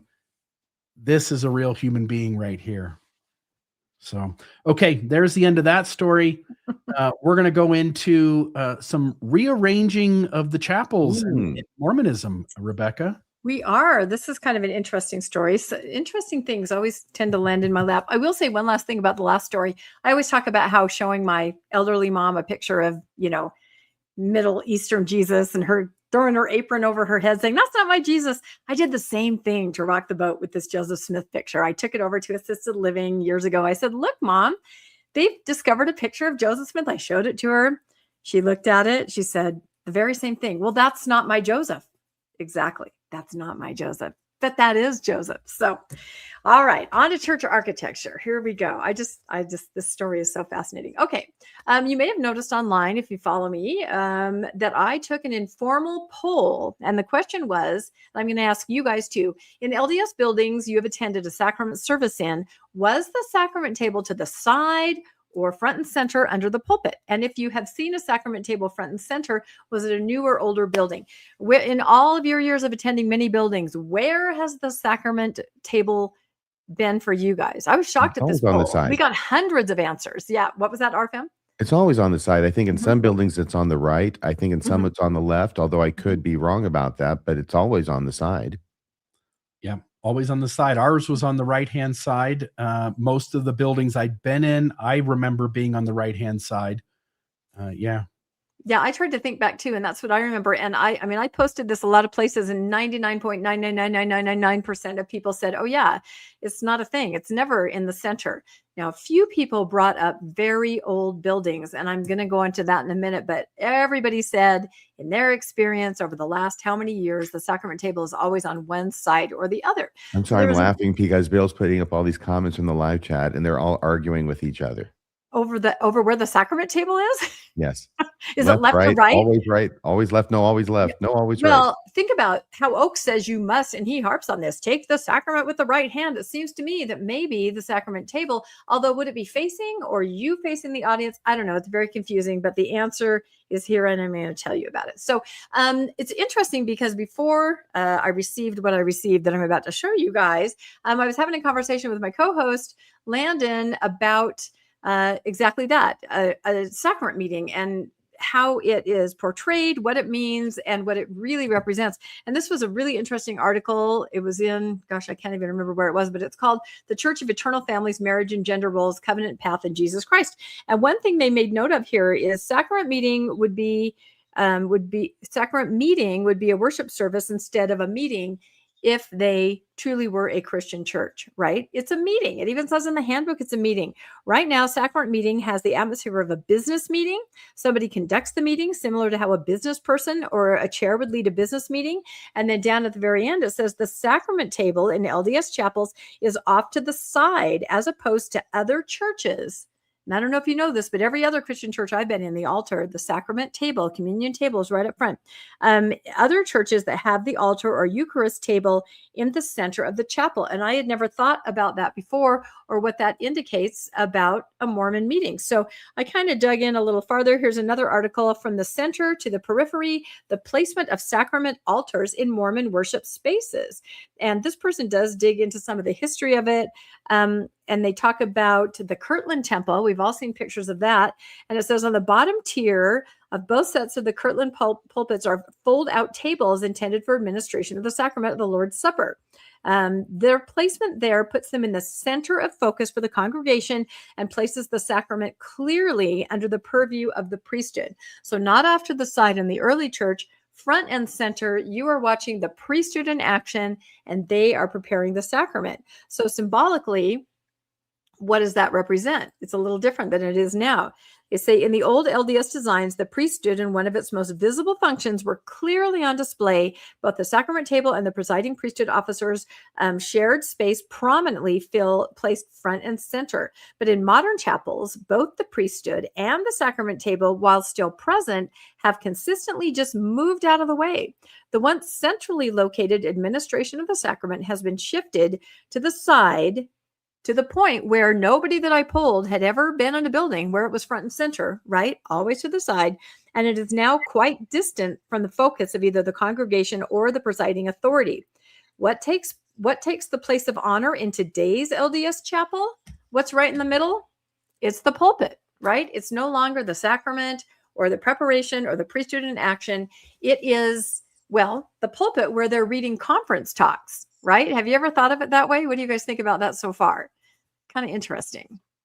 I went to a Presbyterian church a couple months ago, and there's their, bread and water section. Everybody has a different name for it again, but where the sacrament essentially is handled was right in the middle in front of people. And I will just note, in an LDS ward, the bishop or the presiding authority is who represents Christ. At least they're the ones with the stewardship or the mantle. It is a strange thing that in most wards, the sacrament table would be to that leader's left as he's up at the front. When we think of Christ being on the right hand of God, it is a strange thing. I sort of think Mormonism would have figured it out sooner, not had it on the left. Not that really matters, and it maybe is just minutia, but I think most Christian denominations that do some form of the sacrament do that right in the front and center. Yes, Jesus may be on the right hand of God, but this puts the bishop on the right hand of Jesus. Exactly right. And this is a picture, I believe, from the Ephraim Tabernacle back in the early 1900s. When we talk about buildings where the altar's in the front, it was years ago. This quote from the article, a church's orientation communicates the importance the congregation places on different aspects of Christian worship. So the LDS Church is very different from other Christian churches. We talk about this all the time, the very specific things that are different. But recently, as we also talk about all the time, a lot of things are changing so that they're the same as other Christian churches. I mean, the cross, the hymns, I think I already went over this at the beginning. They are trying really hard to appear mainstream Christian. And as Bill pointed out, in most mainstream Christian churches, the altar is front and center. Do you think, would they dare? Let's find out. So I came across some remodeling plans for a couple meeting houses. I won't say where they are or where they came from, but this is very interesting to me. Again, these are not new buildings. These are remodels of existing meeting houses. If you look at the figure on the left, everything that's red there, you can recognize that as a chapel, typical chapel. The stand and all of that would be on the right-hand side of the figure. You can see the pews. And if you look at what I've highlighted in yellow, toward the lower right, that is the sacrament table. Now, everything here is red because it is going to be demolished on these plans. This is out of here. It's gone. And what's in its place? Bill, would you like to try to interpret the next two pictures on there? What does that say to you? Yeah, it looks to me like where in the first photo or first image on the left, the sacrament table was where I normally would expect it to be on the right. And I remember that little up and over section behind it. That's all going to come out. And it looks like in the remodeled finished product of these chapels in the two right pictures, it looks like the sacrament table is going to be front and center with the priesthood sitting just behind it to the left and right center. Yep. Yeah. Can you picture that? You're sitting there and you've got the table and then you've got your massive priesthood presence up there, right? No girls are passing this sacrament. All the boys are sitting there and all the bishopric is behind them. It's a massive priesthood presence, but it's also more mainstream Christian because you have your altar in the front. This is the drawing, the rendering included in these plans. Look at that. I have to say, if I walked into a meeting house, a chapel, and saw that, I would think, am I in an LDS chapel? Isn't that kind of shocking? It kind of shocked me when I saw that. This is really very interesting, Rebecca, and it's a great find. I'm not sure that I've ever seen a better example of rearranging the deck chairs on the Titanic. Yeah. I mean, if you want to appeal to all these people that you're telling, come to a worship service, meet our pastor, meet our youth pastor, come to our Bible study. These are all words that are being said out there. You've got your altar front and center. Here is another set of plans, as you saw from the one before on the left. That's what exists. The other thing I noticed is they've taken it down to 2 rows of pews. This is your standard. You got the little ones, the short ones on the side. You'd always try to get your whole family in there. And you got the big one. And over here, again, sacrament table and the area where the priests sit. And then red because it's going to be demolished. And this looks like the new plan. These are 2 separate buildings, right? 2 separate remodels. So that's what I found really interesting. Let's go on here. Here's a view from the side where you can see the pews. And then you can see I've highlighted in yellow the altar, which would be right. I keep calling it altar. I mean, it is a sacrament table, but placing it front and center, it almost seems like it's an altar. And of course, we all know it's supposed to represent the altar in the temple, right? You've heard those comparisons. So I decided I would ask somebody, once I came across these plans, somebody who was involved in construction in the temple, has been involved in architecture. I wanted to see, what does this mean? What the heck? Is this a one-off? Is this strange? Is this weird? So here's my little conversation. I said, I have a question about LDS meeting houses. Perhaps is the sacrament table always to the side? I wanted to start with that question. The person who knows these things said yes. It is that way in all the standard plans of the past 25 years or more. So everybody that was answering my poll, they were absolutely right. In the last 25 years, it's always been over to the side unless you're in a much, much, much older building. And I said, I've just been shown plans where the sacrament table is right under the pulpit. Does that seem new to you? The person says, yes, that would be innovative. I said, to me, it makes it seem more mainstream Christian, where they often have their communion altar right in front. And the person says, yes, it's rare in meeting house design, but this type of a symbolic gesture would show up. But at least in these two buildings, and who knows if this is the wave of the future. This is what's happening. I wanted to show you this design. Somebody on my Mormonish Facebook page, who's on the faithful side but likes to weigh in all the time, showed this plan, the Bountiful Standard Plan. Again, a much older building. This was created to save space. But if you look at that, it did have a sacrament table or altar in the front. But again, not your standard building, a much older building, like some of the others that we saw. So certainly doesn't look like the plans that we saw. Is that building a square? What? The building there is a square? Yes, it's like a diamond. Isn't that interesting? Yeah. Yeah, I thought that was funny. So I will tell you, you'll laugh at this. When I saw the plans and I'm reading through all of them, something just jumped out at me. And for a minute, I'm like, oh my gosh, I have the biggest scoop in the world. This is what I thought. What do you think of that picture there on the top left as part of the architectural plans for a new meeting house? I was like, what? It's a cross. It looks like blasphemy to me. It's a full-on cross. I further examined it because I'm not going to jump to conclusions, right? And I believe that it's an example of the kind of lighting that they want to have. If you can see those little hang down chandeliers, but even to include that example on a plan for a meeting house, I just, it just seems like something doesn't belong. So my thoughts here on this as I try to think, synthesize all this, because I think this is kind of a big deal. Why are they doing this? Why would they be remodeling? It's not a new building. They're gutting the old one and they're making the new one in this image where the priesthood sits up front and the altar's right in front. Maybe they want to look more like other Christian churches. We talked about that. More familiar, since everything else seems to be morphing to become more Christian. Maybe they want to focus more on the sacrament, right? On communion, instead of just somebody up there who's reading conference talks. Maybe they're trying to shift that focus to what it was before. Along those same lines, maybe they want to emphasize the priesthood and priesthood holders, right? We are the church that has the priesthood. Look at our priesthood sitting here. Watch us use our priesthood as we bless this sacrament, much like we talked about in the old Kirtland building. And then, little conspiracy brain here I have. You know how they've talked about 1 hour church, and they've already shortened the auxiliary meetings down to 25 minutes. And if they did have 1 hour church, all sacrament meeting would be is that sacrament. There would be some quick announcements. It would last 25 minutes. They would pass the sacrament, and then they would move on to classes and instruction and all of that. This setup to me seems perfectly designed for just that. The focus is absolutely in the front, just on the sacrament. And then you do that and you move on. So I don't know. Those were kind of the takeaways I thought from these plans, but I found it extremely interesting, and we'll have to see if more designs like that pop up. Thoughts on this, Bill, first, then RFM.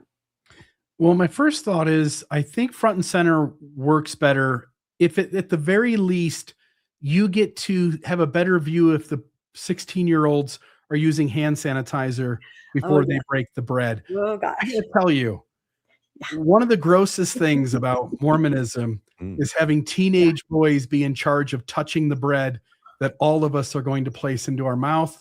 You, can I say you? The second thing I'll just note is that Mormonism, I think intentionally, Mormonism wants the focus to be on the authorities. Whoever presides in that meeting, standing front and center, who holds the authority for that ward or that meeting, that's where the church wants your focus to be. And Jesus is off to the side. And most of us who spent time in Mormonism, and for a lot of people who still are in, they recognize that Mormonism doesn't emphasize Jesus as much as they wished Mormonism emphasized Jesus. And I think that's intentional. And I think it's intentional that the sacrament table was always off to the side, because that's not where they really want your focus. They really want it on loyalty to the leaders of the church. This is a big move. It may seem like a small thing, but I think when you put the sacrament table in the middle, at least when I went to the Presbyterian church, there was a conscious thought of mine that Christ is the center, and this guy standing in the back who's officiating this stuff isn't as important as Christ. I do wonder if on a little small level, doing such might cause members to think more autonomously and recognize that whatever Jesus taught in the scriptures trumps what church leaders teach. Again, on a small level, not that it will be an overwhelming thing, but I think small shifts like this do change the way we think about the meetings that we're in. No, that's brilliant. You said that so well, and I agree with you, because we've heard these statements, when you hear Jesus, think of the church. But the more I look on Faithful social media, people are like, you know what? I'm okay with Jesus, and Jesus is okay with me doing this slightly different thing than everyone else is doing. You know what I mean? Maybe I'm drinking some tea and I'm okay. Maybe I'm not wearing my garments every day and I'm okay. I've had, a conversation with Jesus. It's a double-edged sword. The more the church pushes Jesus to become mainstream Christian, people have their own relationship, right? And Jesus is awesome. He's in your corner. He's pretty much okay with most things that you do. He makes you feel happy. He validates you. He's not authoritarian. And so I think you're right. Bill. Seeing that kind of a ceremony, you might really start feeling a little autonomous in your relationship with the divine. And you don't have to go through, who's that guy in the suit that's now going to read a conference talk. Small, but I think important. I think you're right, RFM. I'm just wondering when they're going to put a cross piece on their steeples. I'm telling you, when I saw that picture, and you saw the other plans, there is room there for a cross. It was a big open space behind. They already have on some temples kind of a little nub. It's a little kind of, part that goes out. It looks from a distance like a cross. The temples are already built in the shape of a cross. If you look down from above that nave structure, so anything's possible. Well, I think that's one big hurdle. That's a big pill they're going to have to swallow in their never-ending quest to be accepted by their Christian brothers and sisters. They're going to have to put a cross up there. I'm not saying that's going to do the trick, but I don't think they're going to get there without that. Yeah. I mean, look at that design right there. That almost looks like a cross, right? Little tiny. It just kind of looks a little, I don't know. I mean, they do have crosses on church property during Holy Week. They'll do those walk through Jesus's life and they'll put up crosses. So that does happen. Anyway, we'll watch it. We'll see what happens. If anybody else comes across anything architecturally interesting, it can be a little, window into sort of a shift or plans going forward. So let us know. Well, in this instance, the church seems to be looking forward to making changes. In our next story, they are always resistant to making changes. Another update on the Fairview back and forth. Rebecca, what's going on there? Yeah, and I'll do this briefly. But again, Fairview, they are just back in the news again saying, you know what, you don't have to do it. The legal stuff is over. But what about out of the goodness of your own heart? Lower that steeple. It's a win-win for everybody. Lose 20 feet of it, right? We've been going through all the letters. They recently wrote an opinion piece. Mayor John Hubbard wrote it with the assistance of some other people on the town council. And this one really hammers at our LUPA. And it really talks about, publicly in the paper, how the LDS Church uses this law that is supposed to protect people and their religious freedoms, protect maybe minority religions. Instead, they're using it to get what they want wherever they are and back it up with their billions of dollars. So I won't read the whole thing because we've talked about it a lot, but just know opinion pieces are out there in the Dallas Morning News where they're not pulling any punches. They're telling it like it is. They're literally calling the LDS Church a bully and what they are doing. And they're calling on towns to stand up, be aware, protect themselves. They are saying it out loud. There's a wonderful picture of Mayor John Hubbard. I always have to show this because remember how I talked about last week, he was asked to leave the Dallas Temple grounds. He had been told to go there by church leaders, go find out how wonderful it is. And somehow he was asked to leave the grounds by somebody who told him it was a gathering place for families and he needed to leave. And a lot of people on social media said, well, maybe he was not dressed appropriately and he had to leave. I just wanted to point out this is exactly what he was wearing. So you tell me if he was dressed appropriately to be on the Dallas Temple grounds. I just love to show that picture. He's awesome. Now, another thing that's going on in Fairview is they're actually launching a pressure campaign against the LDS Church over the steeple height. We're talking a website. We're talking signs. We're talking flyers. They are not kidding, right? They're really just saying, look, court of public opinion, you guys can do this and you should do this because our town is still hurting. The relations are still not great. This would not kill you to just lower it a little bit. I don't need to go into all the reasons. We talked about it over and over, but you can see here it's been picked up in a couple places and even more. So you haven't heard the end of Fairview. They are determined to launch this website and put up signs and just see if they can get the church to do something out of the goodness of their heart. I don't know. What do you think the chances are? I know. Heart is first required before one can look for goodness there. I stuck right into that one. You're right. A heart is first required. So anyway, that's up. What is up with Fairview? All right. Well, thank you, Rebecca. On other news, another story that's making the rounds, Rebecca, you're partly responsible for this, is the rumor that the church is shutting down all bishop storehouses, canneries, home storage centers, and food storage operations, and will instead direct members to the local community food banks.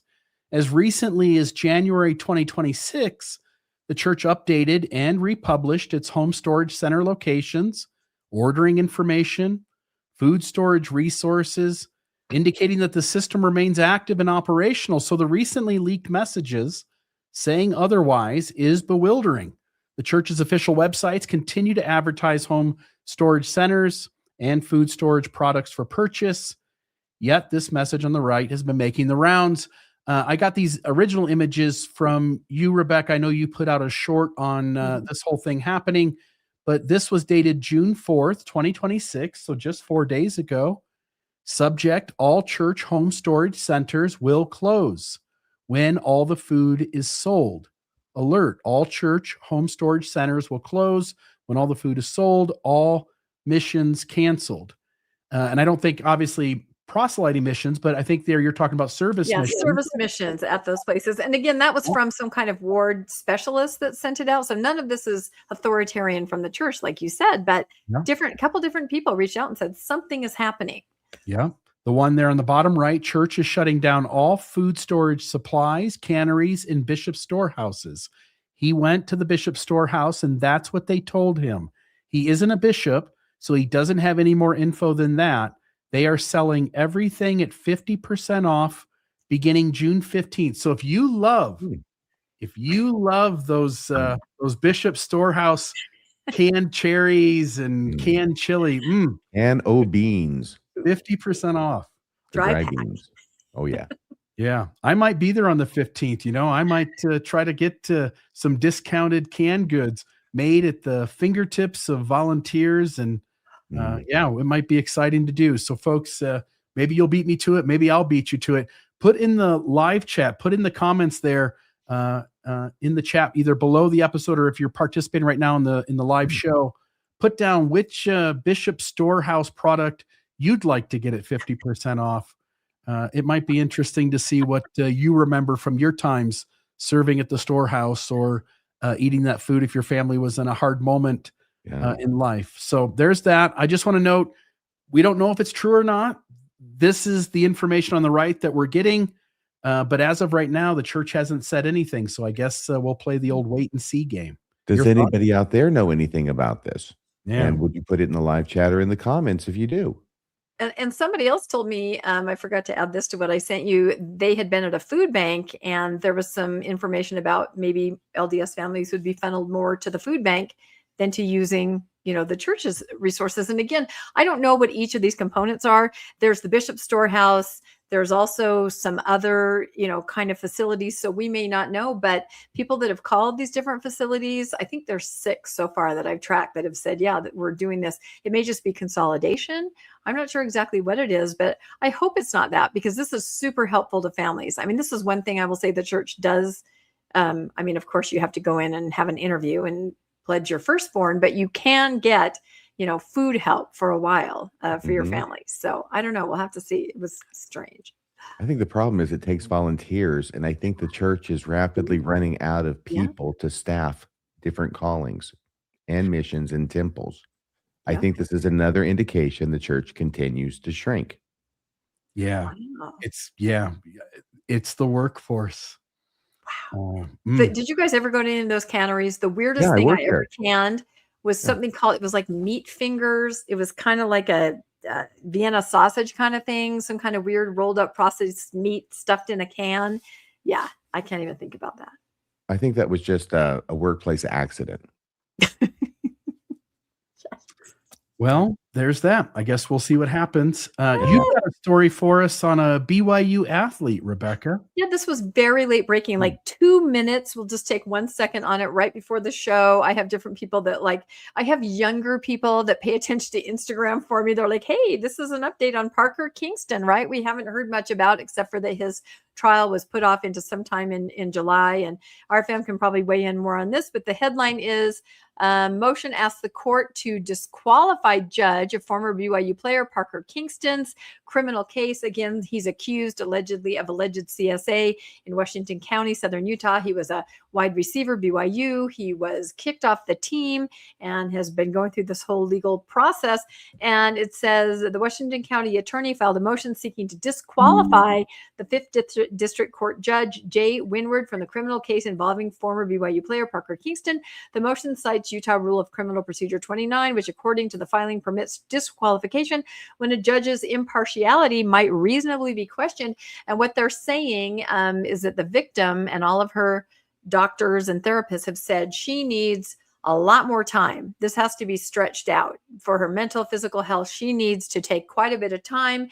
And it seems to them and the prosecutor that Parker and his team, legal team, are asking for concessions based around his sports schedule. I'm not sure what that means because he's not at BYU anymore, but they're saying the judge is kind of catering to him more than this victim. But I do have to bring up that the prosecutor, it took a year to file these charges. So what do you think, RFM? Again, just late breaking really quick, but apparently they're asking this judge needs to get out of here. He favors Parker too much. We need somebody that will understand that our client needs to take a whole lot of time before this goes to trial. Typically, a judge who is too close to the case, who knows a witness or usually a defendant or a party in such a way that it could call into question their being unbiased, they're being objective, they're being able to be a judge in this case, will recuse themselves from it, which is where you don't have to bring a motion. They'll do it themselves. And that happens quite regularly.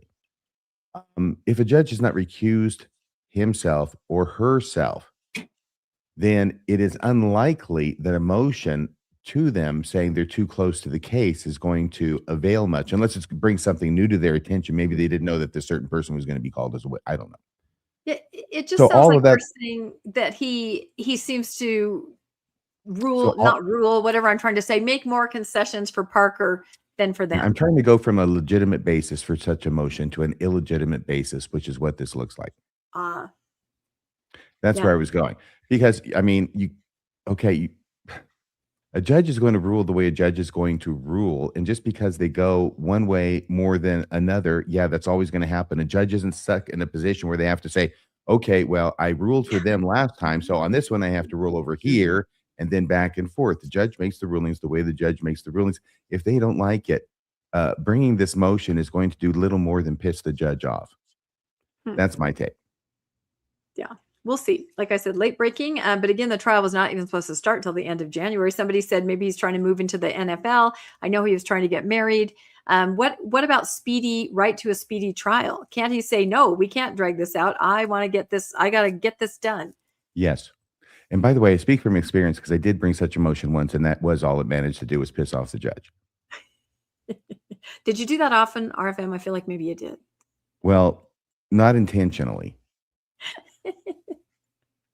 But speedy trial, yeah, he has a right to a speedy trial. And if he wants to enforce it, he can continue or waive his right to a speedy trial out until the judge says no more, no more continuances. Here you've got an unusual situation where apparently it's the alleged victim who's asking for these continuances. If he were to say, no, I want to have my right to a speedy trial enforced and I want to be brought to trial within those time limits, then it doesn't make any difference what she says.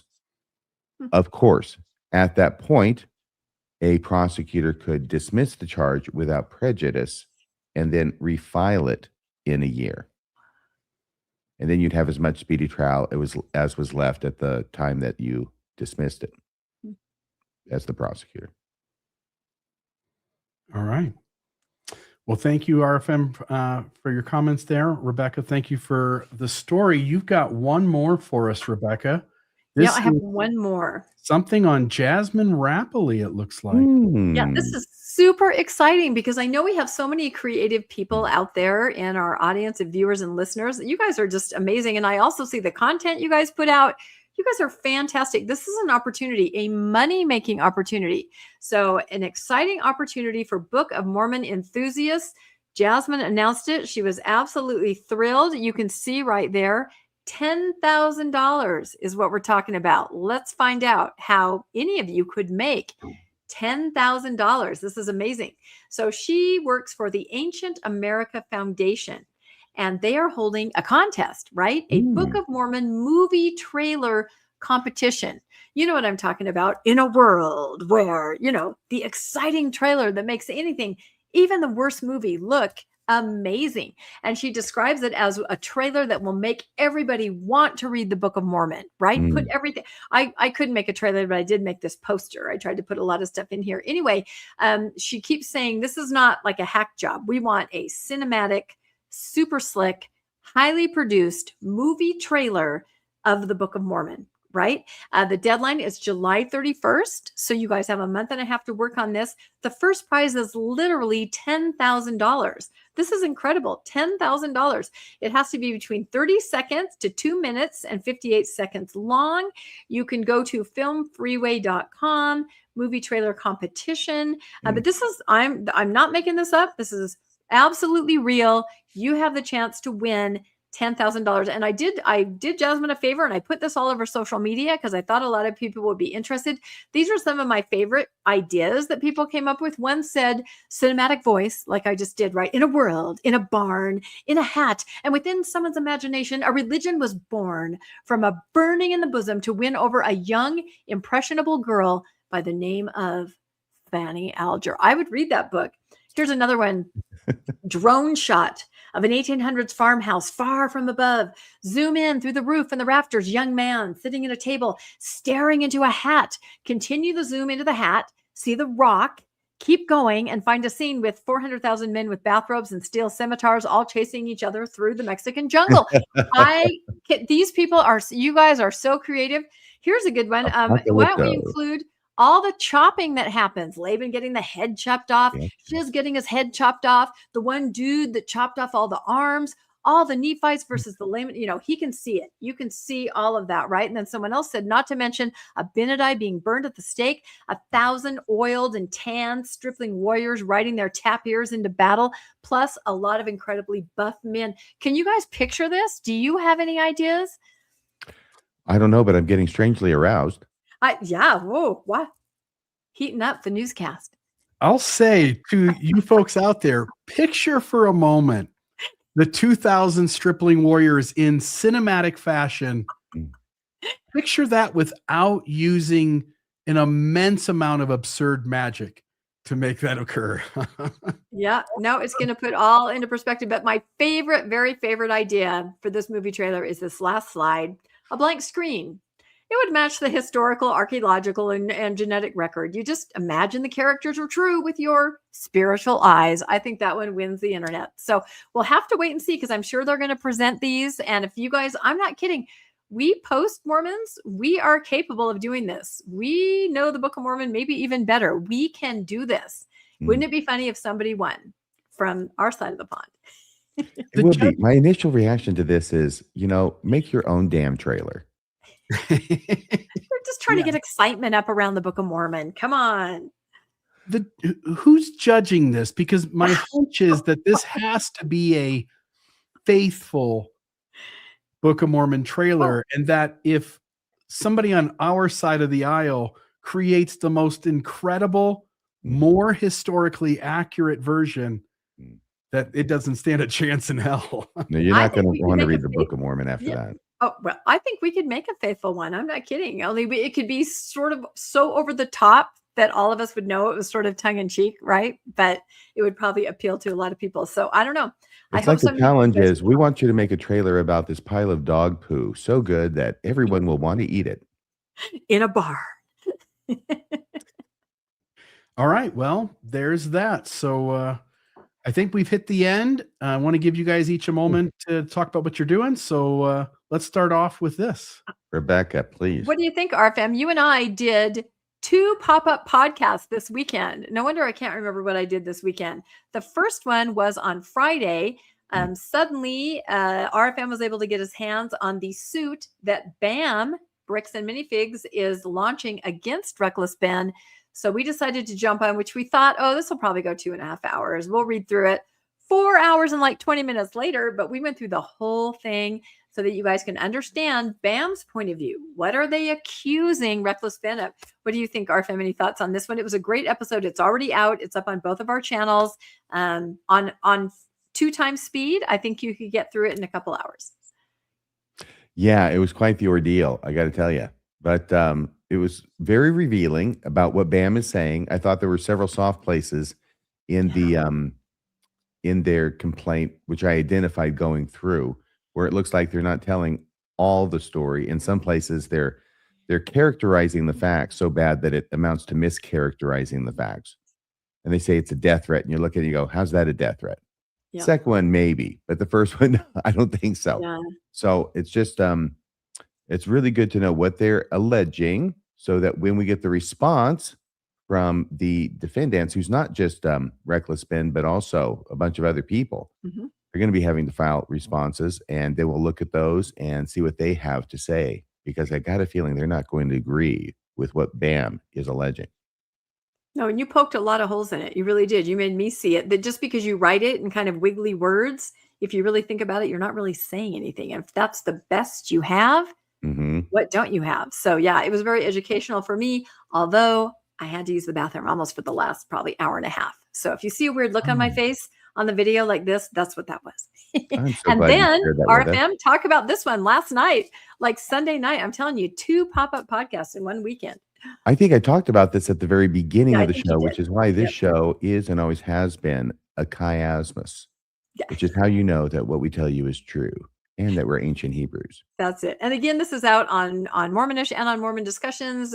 We just sit down with Summer Rain and Black Priesthood. It's only about an hour long, and we just discussed Kyle McKay because it was absolutely breaking news yesterday. It just happened like an hour previously, and we jumped on it. So as far as actual Mormonish, which is always Tuesday night at 6 p.m. Mountain Time, I am really excited about this episode. Come follow me, right? You guys know what that is.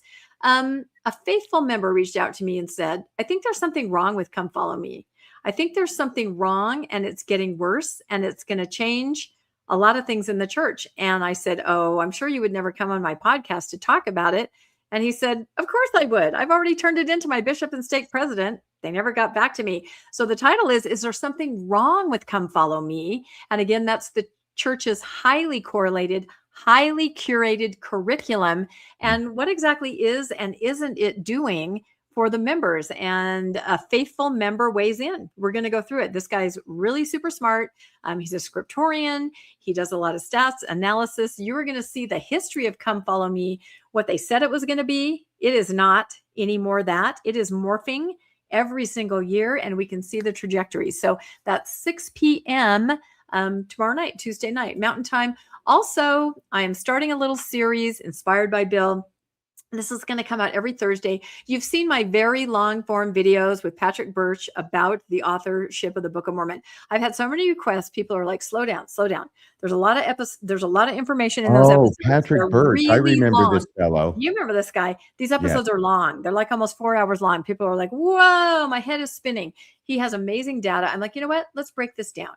We'll just do a little hour here, hour there. It's going to be every Thursday. This is the intro. Who authored the Book of Mormon, episode 1? We're going to rely heavily on word print studies and some other things. It's going to be good and short. Is the answer to that question going to involve Sidney Rigdon by any chance? Of course. We love Sidney Rigdon. We all do. And I think by the time you finish watching this, the people who've watched my long forms, they're like, yeah, Sidney, how come he's so overlooked in church history? How come he's kind of maybe because he didn't meet Joseph Smith until December of 1830 after the Book of Mormon was off the press. That's not even necessary. Oh, no, I'm not a conspiracy theorist. I'm not a Spalding Rigdon theorist. That's not me. But this data is really, really interesting the way it's presented. So an hour long Thursday, I'll put that out. All right. That's all for me. Now moving on to you guys. Yes. All right. Let's see here. So this is also Thursday morning. This is the next in that logical deconstruction series. This was originally scheduled to come out a few weeks ago, but RFM and I on Mormonism Live did an episode showing the similarities between Moroni and the treasure guarding the treasure guardian narratives. I do want to say that this episode, these are made to be short. So this is like 6 or 8 minutes long. It'll go through essentially that data, but in a really quick format, something that folks could share with their believing friends and family if they're starting to ask questions, so that they can see really quickly how a bunch of things don't add up in ways that benefit the conclusion of the critic, and maybe help your loved one to start thinking about things a little deeper. So there's that. And then this is a little out of place, but do you have something coming out? Did you skip something, Bill, on the way here? Yeah, give me a second here. I think you might have. It's just back a couple of slides or something. Oh, I gotcha. Oh, here. Sorry. Yeah. My bad. I went to Thursday and somehow skipped over Wednesday. So Mormonism Live, RFM and I are sitting down with a woman by the name of Dawn. She is in the field of forensic criminology, and she does this day in and day out for her work, where she examines things in a way that is helpful to a criminal case, but it's different than the way the rest of us sort of tackle critical thinking. And it offers a whole nother facet of how to examine various sides in a debate or in a conversation. And so we'll look at some of the debates that Jacob Hansen has been in, the one I had with Robert Gurr, and also some recent stuff having to do with the church's lawsuit with Mormon Stories. And so she has some professional aspect reports written to go into these various things, and we'll have a conversation around that on Wednesday, 6 p.m. Mountain Time. And so there's that. We've already talked about Thursday, so here we are to Friday and RFM. Mormonism After Dark, baby. Friday night, 8 o'clock p.m. Mountain Time. Be there. That's where all the cool cats hang out after a long week to relax and deconstruct with family and friends. Welcome to the Post-Mormon Lounge. And then what do you have coming out Saturday for us, RFM? I have an idea, but not enough to articulate at this point, but I know it's going to be good. Excellent. So Saturday, be ready for that. I think that does it. This is the end of the show that we've got. Folks, please do hit like and subscribe. We're glad you're here. Glad that we have a chance every Monday to bring you those things that are happening in Mormonism. And I got to say, it's been a ton of news the last few weeks, you two. Lots of big stories, and I got to imagine the next week's going to be the same. So folks, we'll see you next Monday, 6 p.m. Mountain Time, for our next episode of the Mormon Newscast. Bye-bye. That's a wrap for this week's edition of the Mormon Newscast. We appreciate you tuning in and sharing this time with us. Keep the conversation going and stay informed on all things Mormonism. Until next week, wishing you peace and joy. See you next Monday at 6 p.m. on the Mormon Newscast.